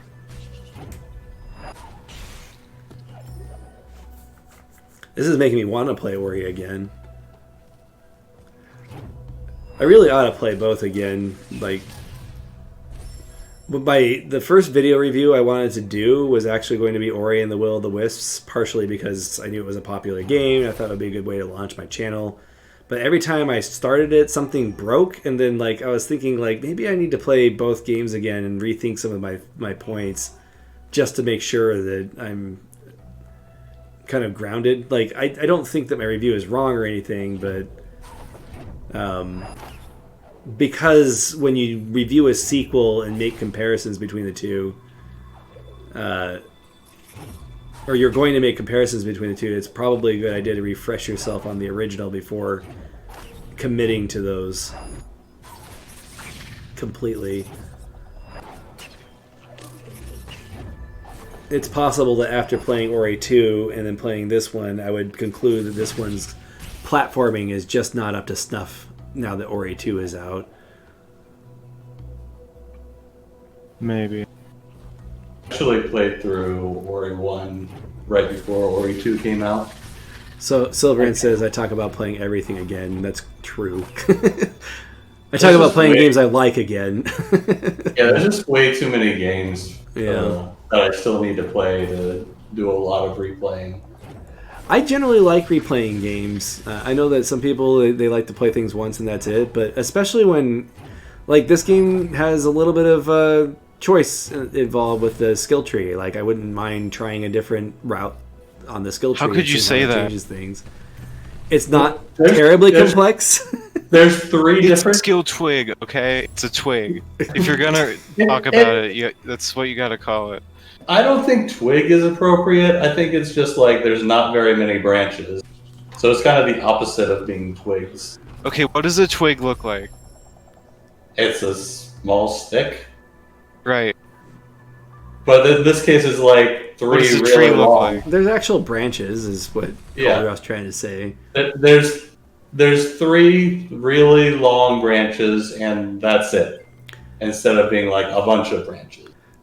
So Yeah. I think what I did on my first playthrough is I maxed out the combat tree because I was playing on hard mode. And then I started moving into the movement tree, and I kind of think that I'm curious how the game would be different if I hadn't focused on the combat skills while still playing on hard mode. I don't know. I think there's a certain level of replayability there. I don't remember what I actually rated the replayability as when I reviewed this, but there's also Isn't the triple jump in the skill tree? Yeah, in the movement tree. Which I don't think I ever got the triple jump when I did my playthrough. And Ori and the Will of the Wisps, I got it like halfway through the game. It was almost too easy to do in Will of the Wisps. That's because they replaced the skill tree with Hollow Knight's badge system. You know, I kind of forgot that not every chase sequence had a boss chasing you. The boss is just made out of water. Yeah, well, this time you're just going through Boss water. is the yeah. elements. I wonder at what point you actually die when you touch the water. Because it's not at all obvious. No, there isn't like a red line following you, you're right. I really like the music in Ori. I have the music turned down really low. For some reason this track is still like pretty loud. I wonder how loud it would normally be.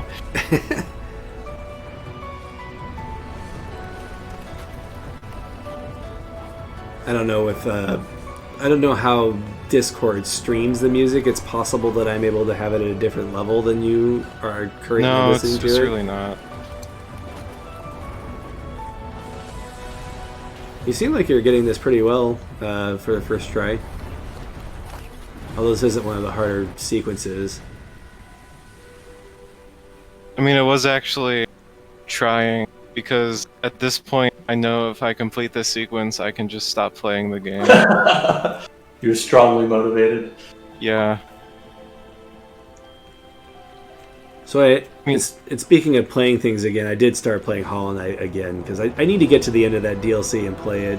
I also think I need to rewrite my review because it's like one of my first reviews and I don't think it's very good. I'm not bad at sequences also. If you remember the whole thing with the environmental station alpha maze.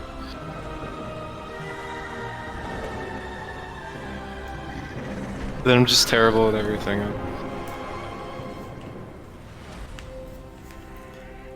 Anyway, based on well, this is another instance where we were talking about this last time, where you like are victorious and then you wind up losing anyway. Oh yeah, that was something we talked about on the Discord, texting on the Discord. Was the boss that you can't win to. Right, that was... I mean, I guess you could say that was a boss cutscene, but like... it really wasn't. I mean, it was. I don't think it should be one.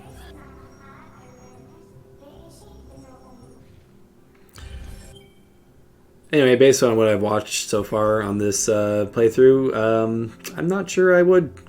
or like if I replayed this game, I think I probably would still have the same conclusion I had between Ori 2 versus Ori 1.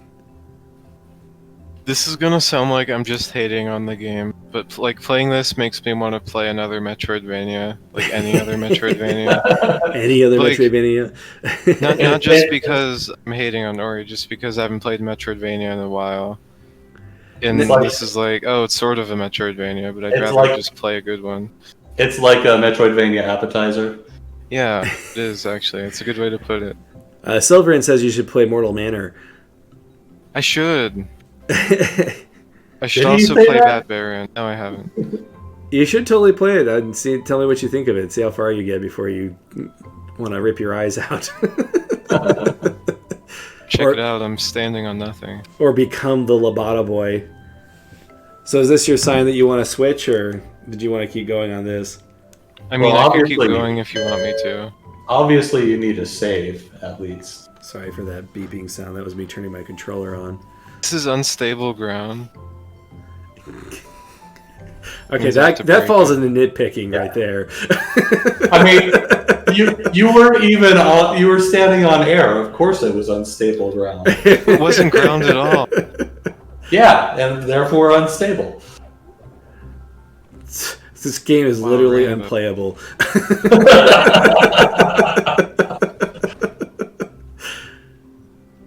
I can't remember. Can you use the map? Like, are the map blocks universal? Could you have saved it and used it here instead of the other place you used it?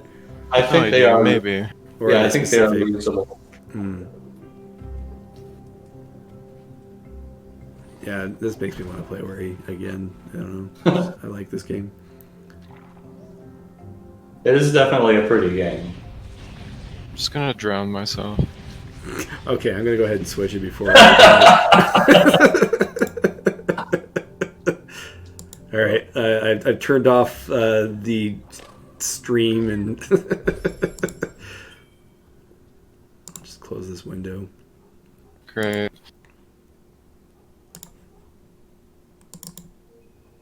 All right, now I get to read and play at the same time like I did last week. Oh no. Oh yeah, and we haven't read yours yet. We read two of mine. Oh wait, no, yeah, we read yours. We didn't read Masters. Sorry. Yeah, we still need to read Masters. We're not going to end this night without reading Masters, so we have 45 minutes to get to that. I don't know if we can make it. I gotta make sure this is showing up. It should. I haven't changed any settings from last time. Okay, looks like it's working. Okay, let's switch over to the save state. Tell me if the sound is too loud. Alright, so my last one is narrative is at its best when player choice or even the inability to choose is a core part of its construction. So basically what I mean by that is that your player should be the center of your story because you're focused on their experience, not necessarily whatever the heck you want to tell when you're making your story. Honestly, I don't really understand the motivation behind people that railroad players into whatever they think is best, but I think there's something to be said for a linear story. It allows it to be like more precisely constructed. So sure. if you have a plot-focused game, then it might be better for that game specifically. But I do agree with you in general. Right. When you're doing a video game, it fits a video game best if you involve the player. And I agree. There are games like Iconoclasts that I'm perfectly fine with as far as the story is concerned. All right, so I've been practicing. I'm gonna try and do this. Oh, you got the metronome going? I might turn on the metronome. If I'm at this for too long, I might go ahead and turn that on.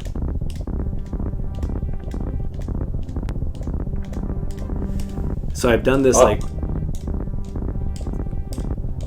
3 times. So I'm gonna go ahead and read Master's first point, and you guys can talk for a bit while I focus on this.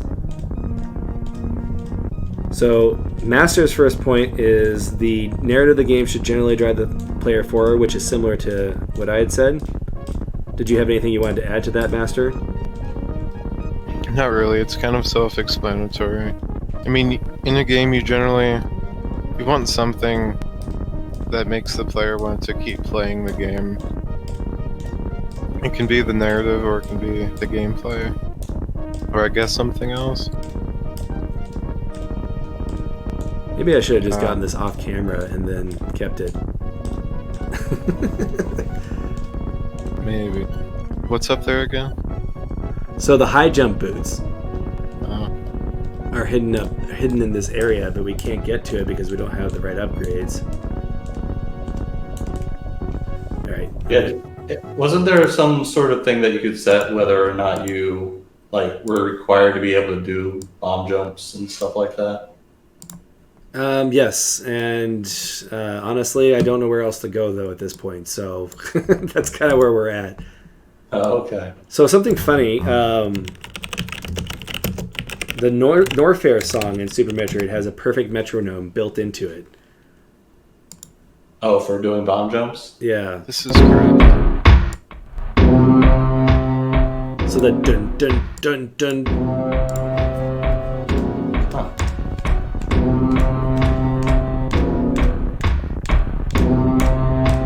I can hear it. Yeah. Bum, bum, bum, bum, bum, bum, bum.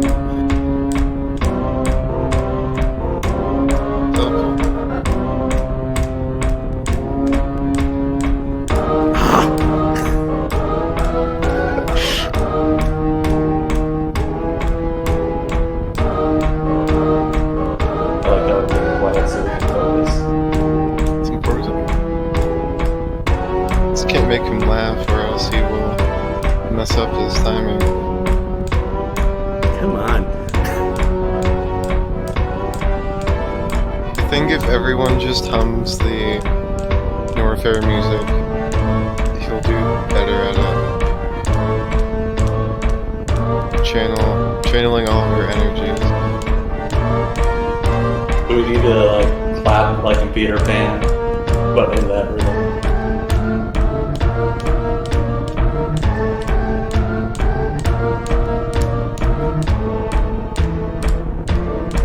This makes me wonder, are like, for example, drummers better at bomb jumping than the average person? Because they're good at rhythm. Obviously, I'm not good at rhythm when I'm playing live.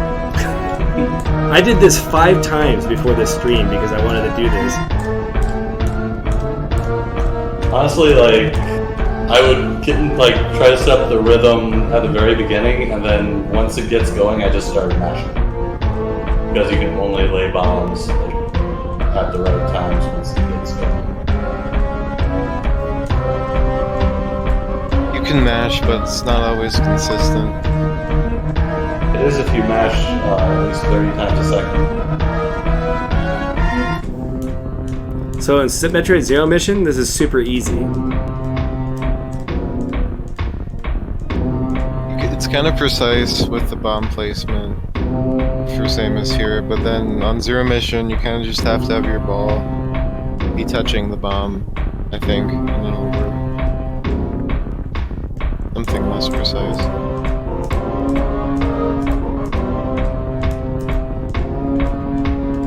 Anyway, I thought that this song would be better than the, come on. When I see do how long these, it I takes try me to not get to too focus. frustrated. I don't focus too much on the bombs. I just focus on pressing the button. So I feel like if I'm looking at it, then the visual stimulus will indirectly, subconsciously affect me because I'll have the desire to go higher and then I'll end up pressing a button when I shouldn't because it looks like I should press the button.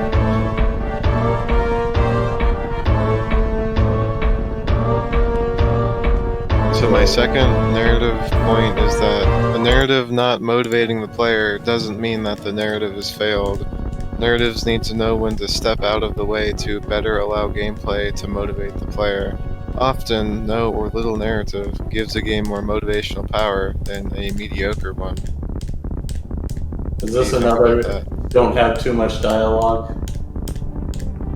I've mentioned this before, I believe. It's better just to have less narrative over more but worse narrative.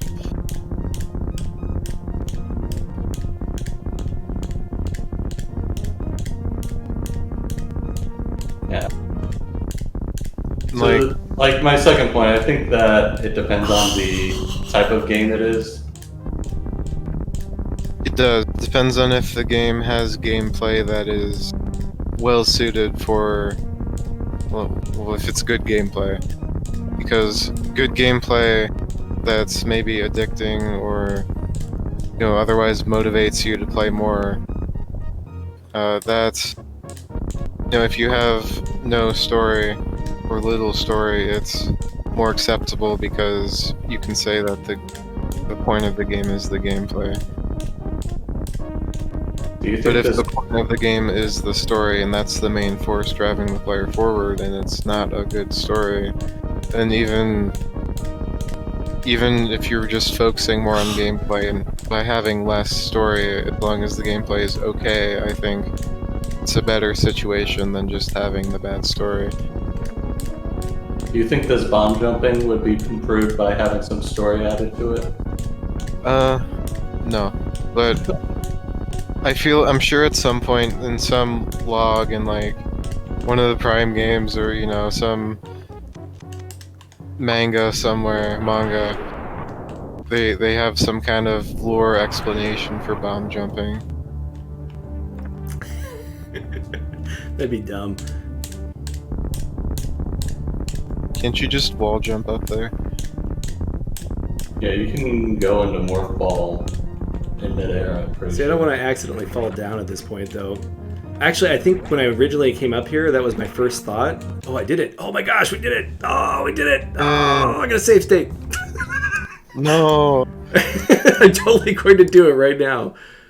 Oh my gosh. No, I loaded it. Well, like I said, I went and practiced this like 5 times before, or like after the stream last week, because I'm like, I have no idea where to go. I'm tired of like wandering around and finding nothing. It'd be better if I just went this way and got the high jump so we can do some of the other stuff easier. Anyway, I'm safe stating. Yeah. So I think this is an example of a story that involves the player that isn't necessarily an in-game story. The story of how he finally jumped up there. The story the player creates. Yeah.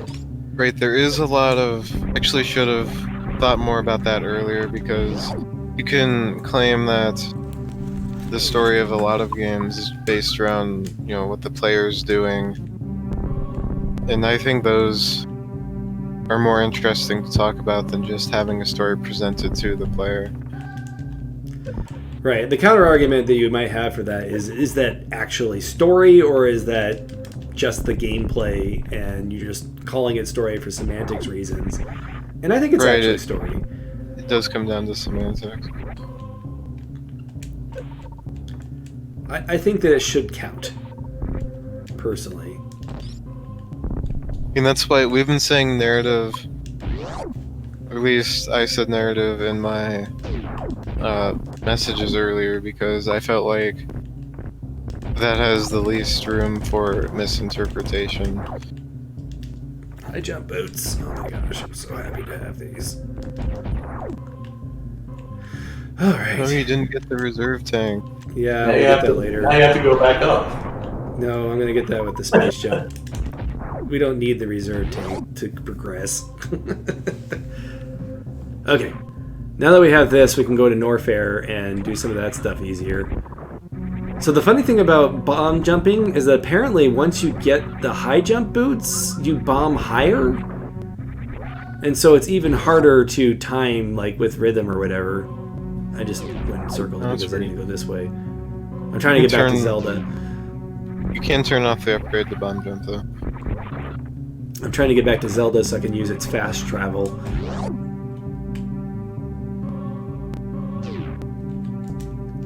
So I did a... So you do think Metroid would be improved by fast travel? It certainly would help speedrunning. I actually don't even know if this is faster than just walking through Metroid because of the loading times, but I'm going to do it anyway because it feels faster. And sometimes that's all that matters.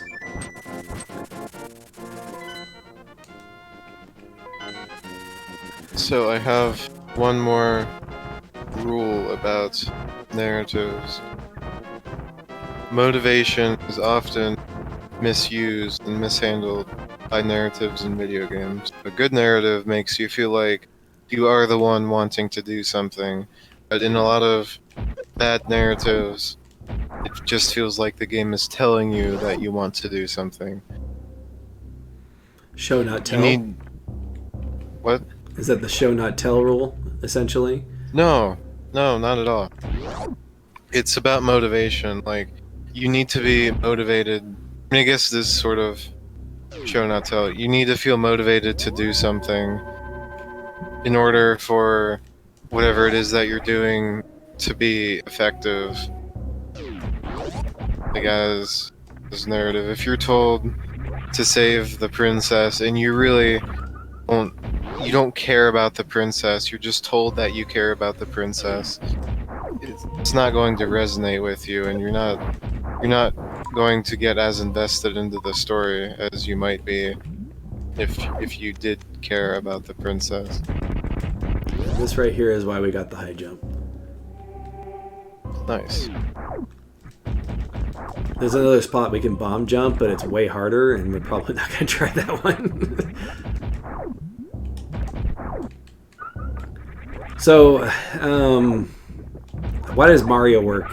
Like, the princess is never... Mario isn't the focus of Mario isn't the narrative. The focus is jumping on Goombas. So even though something violates a rule, it can still be good overall. Sure. Like, also, like, even if they shouldn't have violated the rule. Like, if Super Mario Bros. Would have been better if they made you care more about your motivation. That doesn't mean that Super Mario Brothers is necessarily bad, just that it could be better. I think this Right, is it a doesn't fun. even mean that the game would be better if this was done. It all depends on the game and the intention of the developer. There's also generally a cost of at least time for trying to make the player care about a character. I think that's actually a fun thought experiment we could do right now. Could we make Mario better by making Zelda more or Zelda? If Zelda was in Mario, would it be a better game? By making Princess Peach more compelling as a character and giving you more of a reason for why you want to save her. And also, how would you make it so people would want to save the princess more? Like, what could they do to expand on that notion? Yeah, the problem is that it's a very gameplay focused game, so if they take time away from the gameplay to do some sort of narrative to try to make you care about Princess Peach more, then it's mostly just going to get in the way. If you're annoying the player with something, they're less receptive to it. If a player finds the interruption of their gameplay annoying, they're less likely to be influenced by the cutscene that's interrupting them. So maybe you could have something where, like, throughout the levels, like, there's like love letters between Mario and Peach, and then you can find them, and then you can read them at your leisure. So you bring that up. That's actually Shovel Knight in a nutshell. The dream sequences, I think, is one of the best ways that Shovel Knight makes its narrative have emotional impact by the time you get to the game's ending. I agree. So I think that's actually a perfect example of, like, if you want to know how Peach could be maybe more compelling, Shovel Knight is a great example of how you could do that. Because you don't actually need very much time devoted to it. I mean, overall, 2 or 3 dream sequences in the game, something like that. Each one's maybe 15 seconds, 20 seconds. It's not a lot of time compared to the hours of gameplay you're putting in, but it adds a lot to the game. Right. Because if you didn't have that, you'd feel a lot less motivation, and then the ending There'd be a wouldn't lot be less as reward. impactful. Yeah, a lot less reward at the end when you finally get to that point. I don't even know if this direction is a good idea. I'm just filling in the pink on my map.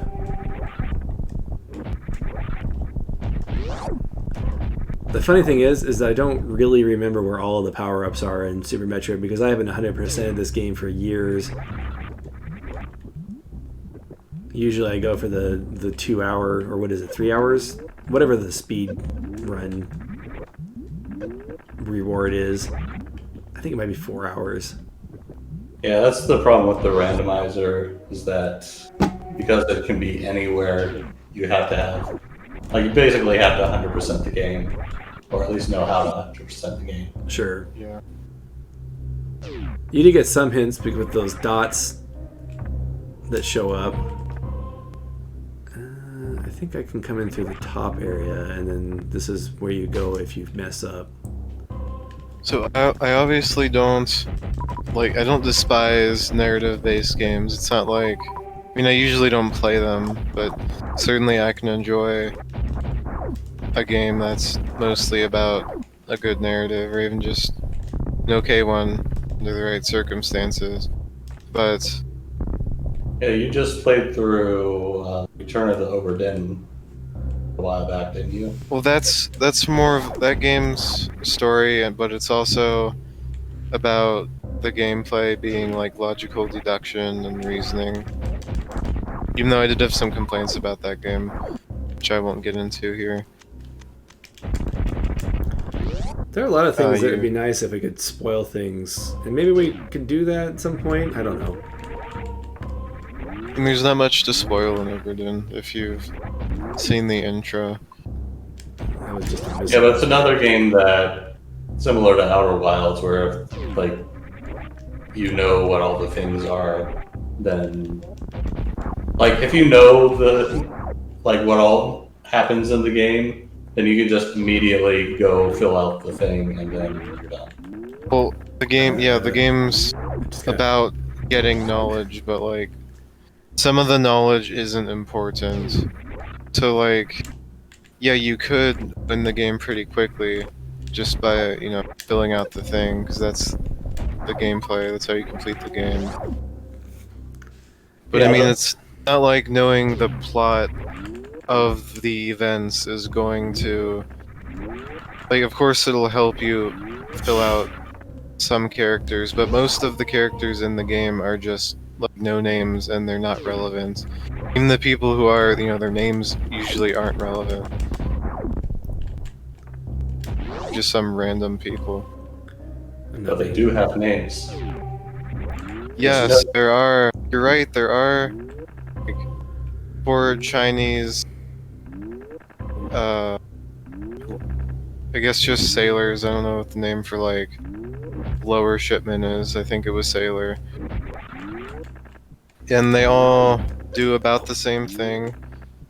They all kind of die. None of them have any relevance. What in the Anyways, fire? I was talking about me enjoying narratives, but I don't remember where I was going with that. Oh, I do remember now. So, one of the reasons why I generally shy away from that type of game, just a little bit, is because I feel like the efficiency of good story to time spent is less than something like, say, Shovel Knight, where you have some narrative and it's given in a small amount of time and it's moderately impactful, as opposed to some kind of long RPG that would be a long game to complete and might still only have average what's the word? Alright, guys, place It's your like bets. investment, I should say. What do you think it is?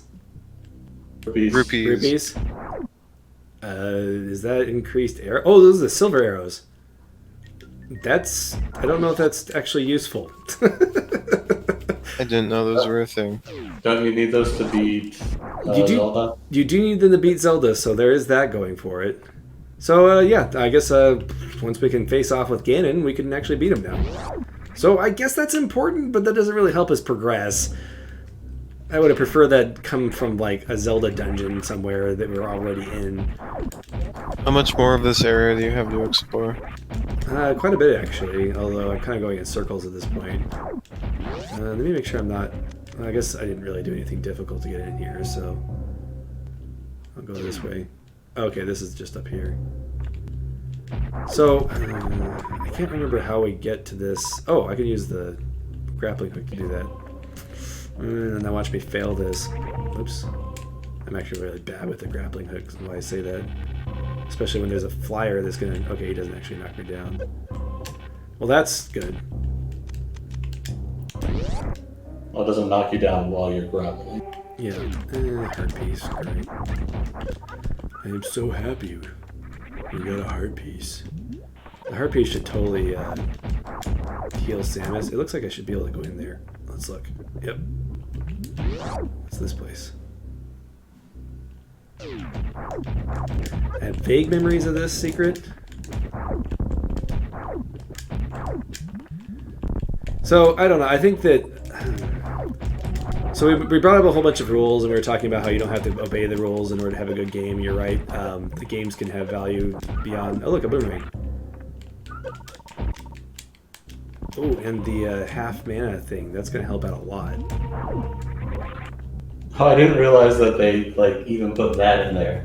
So if you would use that, the thing where you use the powder on the red bowl, then it could just be whatever. Yeah, that ice dungeon that I was griping about so much would have been made a whole lot better if I had the half magic thing.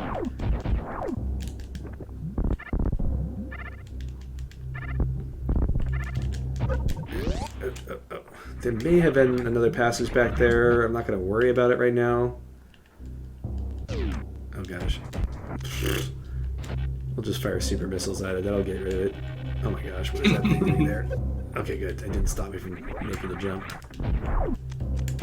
I like how I came through that door, but I still have to use a super missile to get back through it. Oh wait, I guess I hadn't been in this direction yet. I love how on Super Metroid, or in Metroid in general, like your main enemy is just the local wildlife. It looks like I can go up based on the map. No, I agree.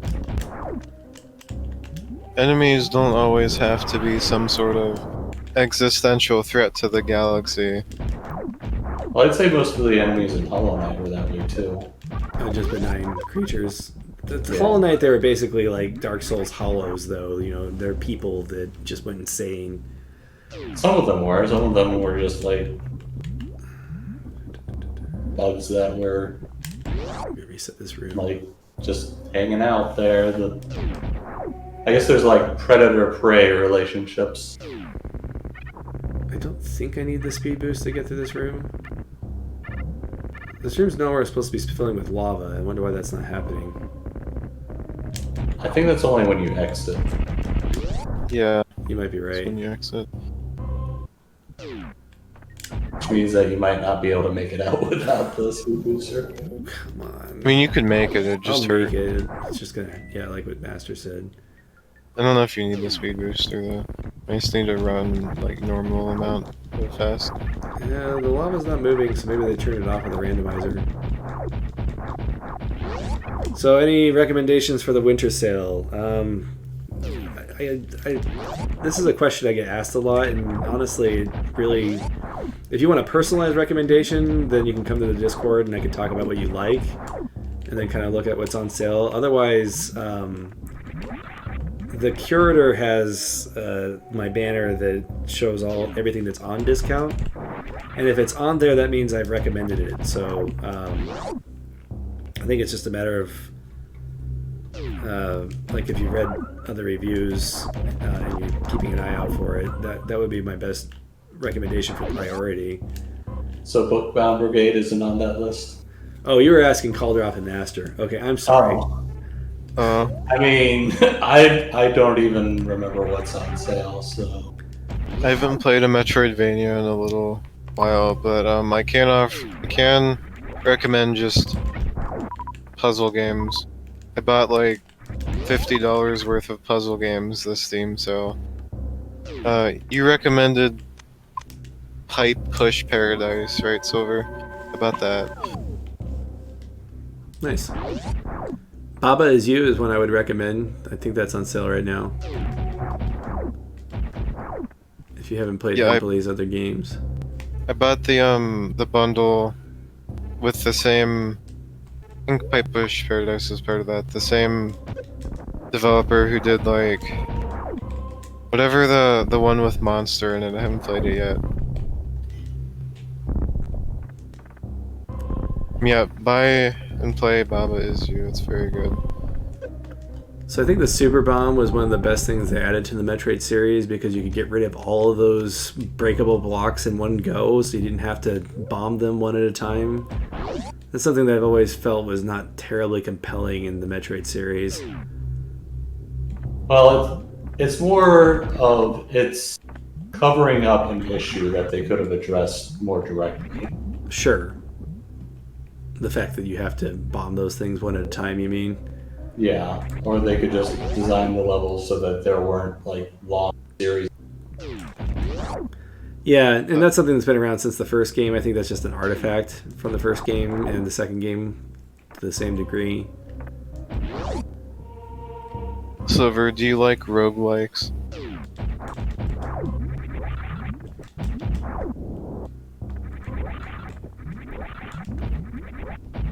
Funny thing for me is I say I like roguelikes, but I actually have not found a traditional roguelike that I've really gotten into. Like Mahjong is on my list, but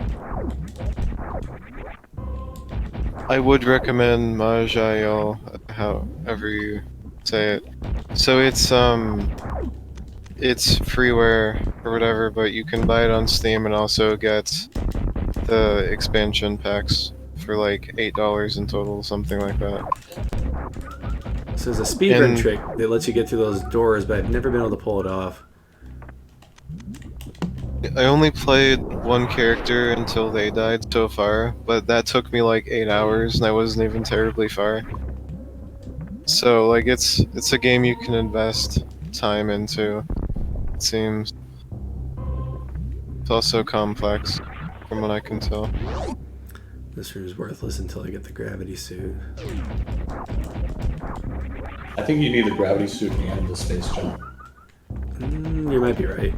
Or bomb jumping. Ooh. Oh, okay. Good idea. Come on, I know there's a way to... I wonder if they fixed that. Oh, I think you need a charge shot. It might be what it is. There's like 2,000 achievements on Steam. Let's see. I think we've covered everything that we can get from this route, which is very unfortunate. And we got nothing that lets us progress more in Zelda.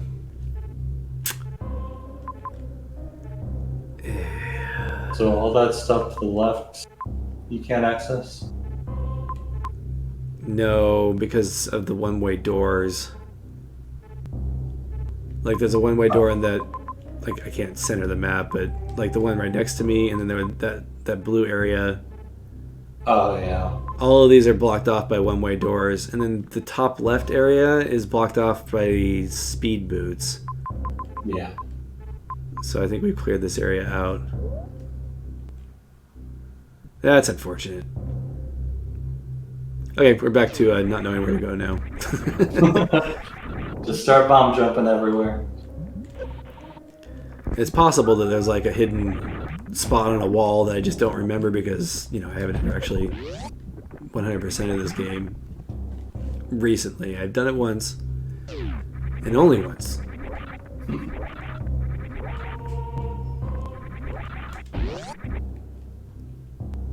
Clearly the problem is that you don't have that reserve.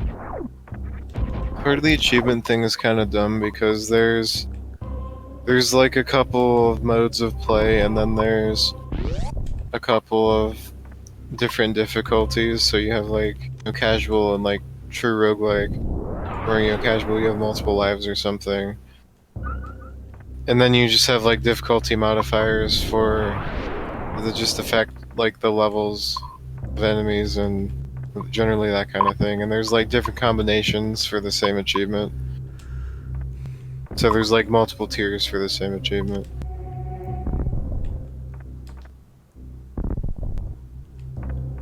I know that these are just arrows, but I wanted to come down here just to look. Let's see if there's anything else maybe hidden.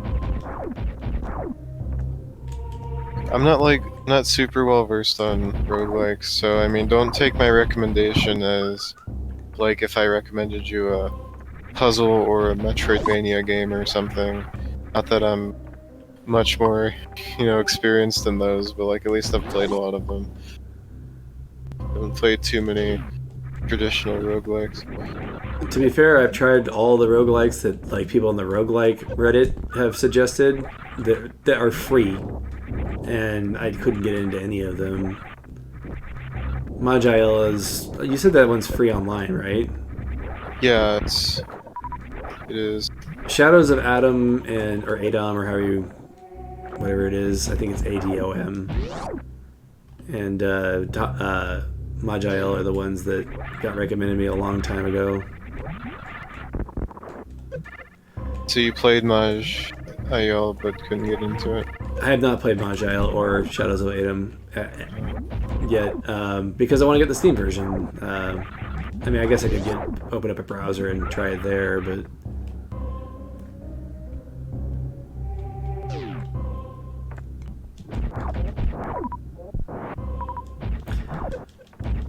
Anyway, I think that I think every game could be improved by having a good story. I don't think there's any exception to that.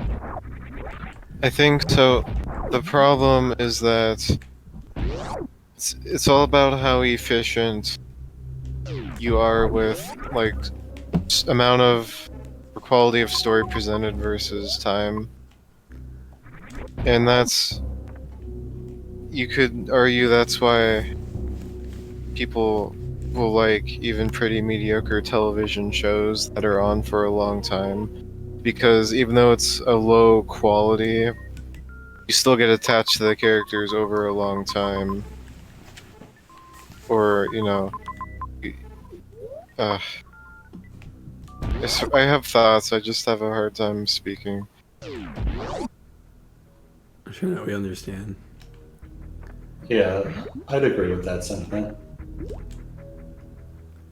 Articulating your ideas is one of the more difficult things to do.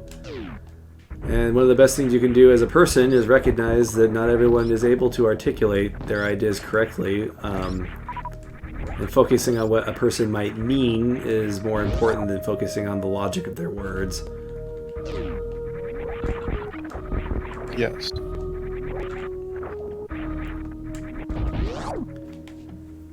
Yeah, I guess that's part of why a lot of RPGs work, is that they're just so long that you eventually just become attached to the characters.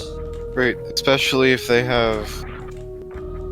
Like, a game may have really bad localization, but you still end up enjoying the story after a long time of playing through the game.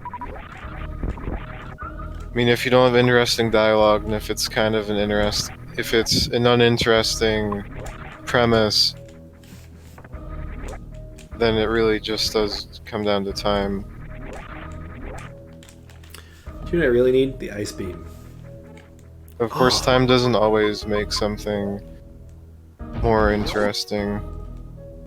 I just saw. But just in this imaginary scenario where there's a game and it's like a long JRPG or something, and it has consistent, like, mediocre quality writing and presentation and pacing or whatever. So is there a game that has had mediocre writing and pacing for 90% of it, and then like the last 10% of it is just absolutely amazing and makes it all worth it?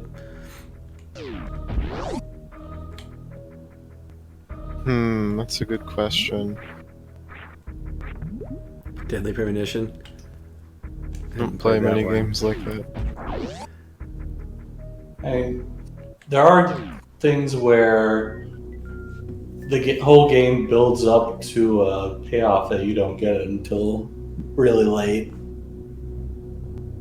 That question is probably easier to apply to, like, a television show or an anime or something. Sure, and I think that when we're discussing stories, I think that TV and other media is fair game, because I think that could transfer to a video game to some degree.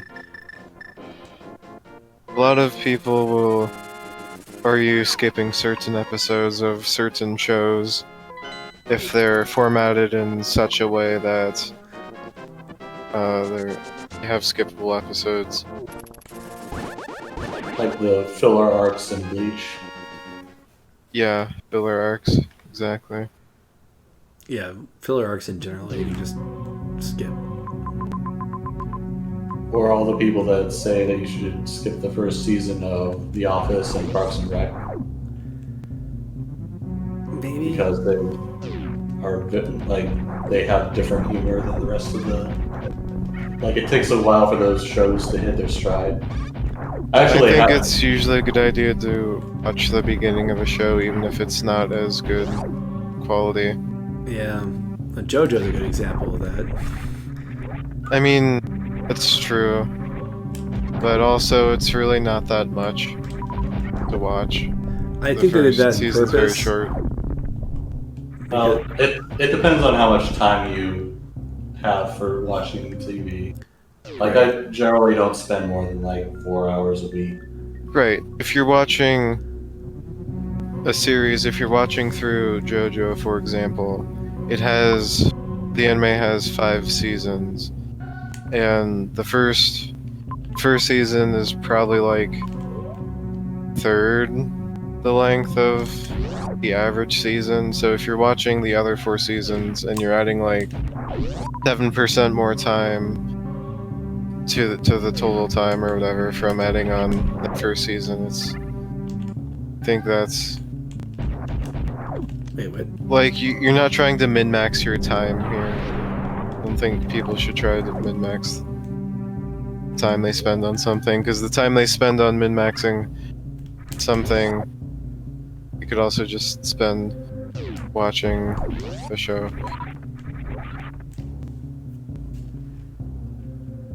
Well, it depends on, like, if you just hear, hey, skip the first season, that didn't take very much time to min-max. I mean, that's true. But, like, I watched the first season of JoJo and didn't like it, and then I had no idea that the rest of it was supposed to be better, so I haven't seen any of the rest of it. And the same with The Office.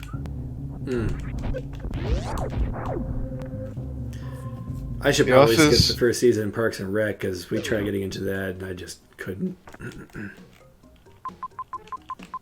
The Office, I'm sure everyone agrees at this point. It's just one of those shows that has like a really big cultural impact for some reason. And like it's good, but whenever I hear people talk about it, I just have the instinct of wanting to say that it's terrible. Yeah, maybe you'll like Ori if you play through Ori too. So is that the feeling that like you want to call it terrible because you want to balance out the fact that everybody hypes it so much? I guess. I mean, I'm not really quite balancing it out, but like, it's overrated. If I say that it's good, I don't want someone to think that I'm one of the people who overrates it if they too think that it's overrated. Okay, obviously there's a way to get into this that doesn't require the... You need the wave beam, that's what it is. I'm like, oh, we solved this one. And I'm like, wait, you already know the answer to all of these. The answer to everything in this game is you need the wave. Right now it is. Either the wave beam or the ice beam. See, if people didn't praise Ori and its visuals all the time, I would feel less inclined to state how I hate Ori. This doesn't... I'm honestly it doesn't kinda make the me same way hate about- it. The fact that it's liked doesn't necessarily make me hate it more, but it makes me want to express my opinion more. Yeah, I honestly feel kind of the same way about Blasphemous. Like, whenever I do a tier list or something like that, I'm like, okay, I have to bump up Blasphemous like 2 tiers above what I actually thought about it, because I'm kind of biased against it. I mean, it depends on if you want people to fight you or if you want to be left alone. Alright, I wonder if... Can you grapple these guys specifically? No, not these guys. One of these enemy types, you can grapple them. Yeah, I think they they're like green or silver something? ones. They're the ones that are like at the top of Meridia, or like the Criterion to the right of the ship. Oh, right, this is the one where I need to turn off my spin jump, apparently, but, Alright, I'm remembering that now. That I need to be able to, like, bomb jump in the air in order to actually get that. Yeah, we're not gonna get that bomb. I'm pretty sure that I can get whatever's in here now because we have the grappling hook. Oh, don't kill it, don't. Here, I don't want the lights to be off. I kind of like these enemies that you want to avoid killing. It's kind of a neat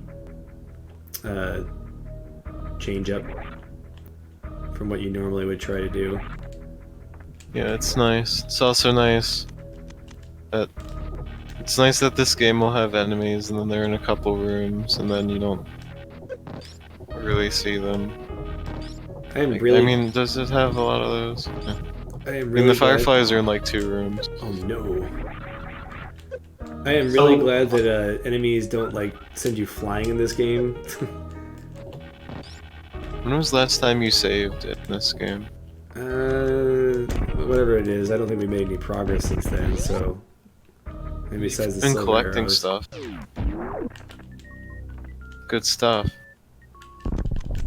besides the silver arrows, I don't think we've actually accomplished anything. Oh, the mushroom. Okay, so basically we got an item that lets us get another item. Yeah. Okay, we can go this way. What does this do? Oh, wait, what's going on? Oh, I'm back here. Alright, I guess I'll go this way. So I think this thing is controlled by bombs? Okay, that's what it is. I think it's just whenever it would take damage. Alright, let's just double check to make sure there isn't anything else in this room. Alright, well, back to Zelda. We'll get the mushroom, and then we probably need to sign off for the night. But I want to see what this mushroom gives us before we quit. Do you remember if there's any other power-ups in this room? I don't remember if there are any. Get off me. You need to not die. Yeah, I do get that. You still got half-life.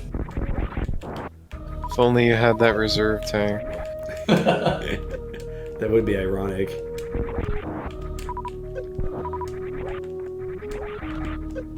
Okay, let me try something. I probably shouldn't try it over spikes. How many twists, how many major plot twists should a narrative have for it to be like the optimal amount of twistiness? I don't think you can really assign a number to that. I think there's a point where it can get excessive. Does a plot twist automatically make a narrative better? I think is a more general question. Question. Is a plot that is straightforward inherently worse than a plot with good twists? I'll put it that way.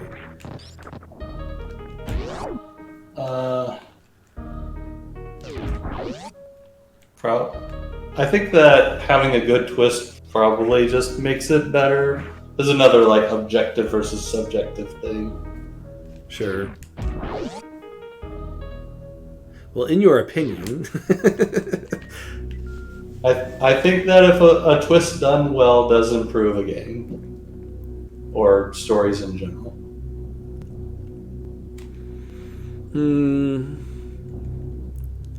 Yeah, I'm not sure. I'm not sure if I necessarily agree.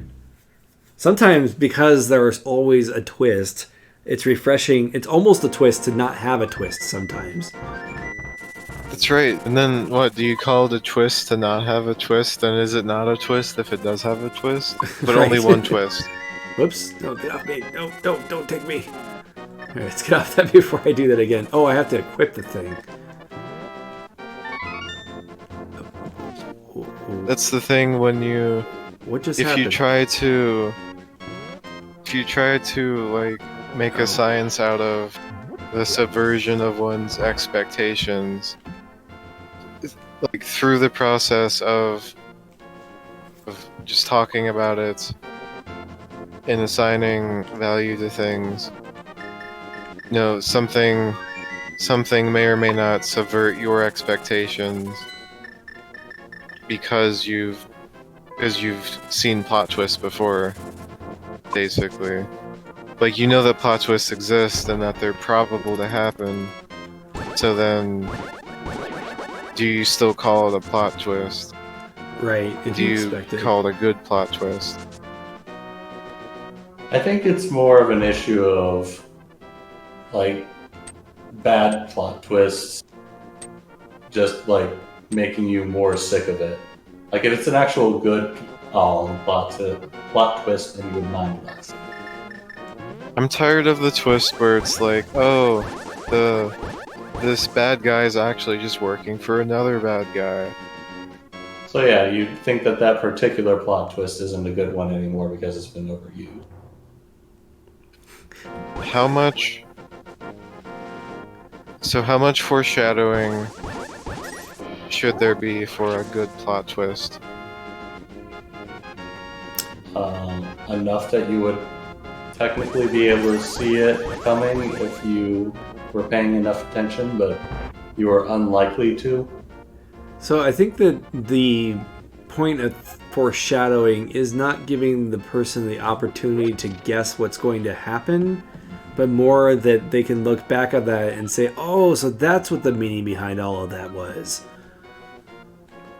It is true, but it is fun to look at something and you think, oh, this must be foreshadowing, or this could be foreshadowing something, and then seeing if you can figure out what might happen later. So It's part of the fun.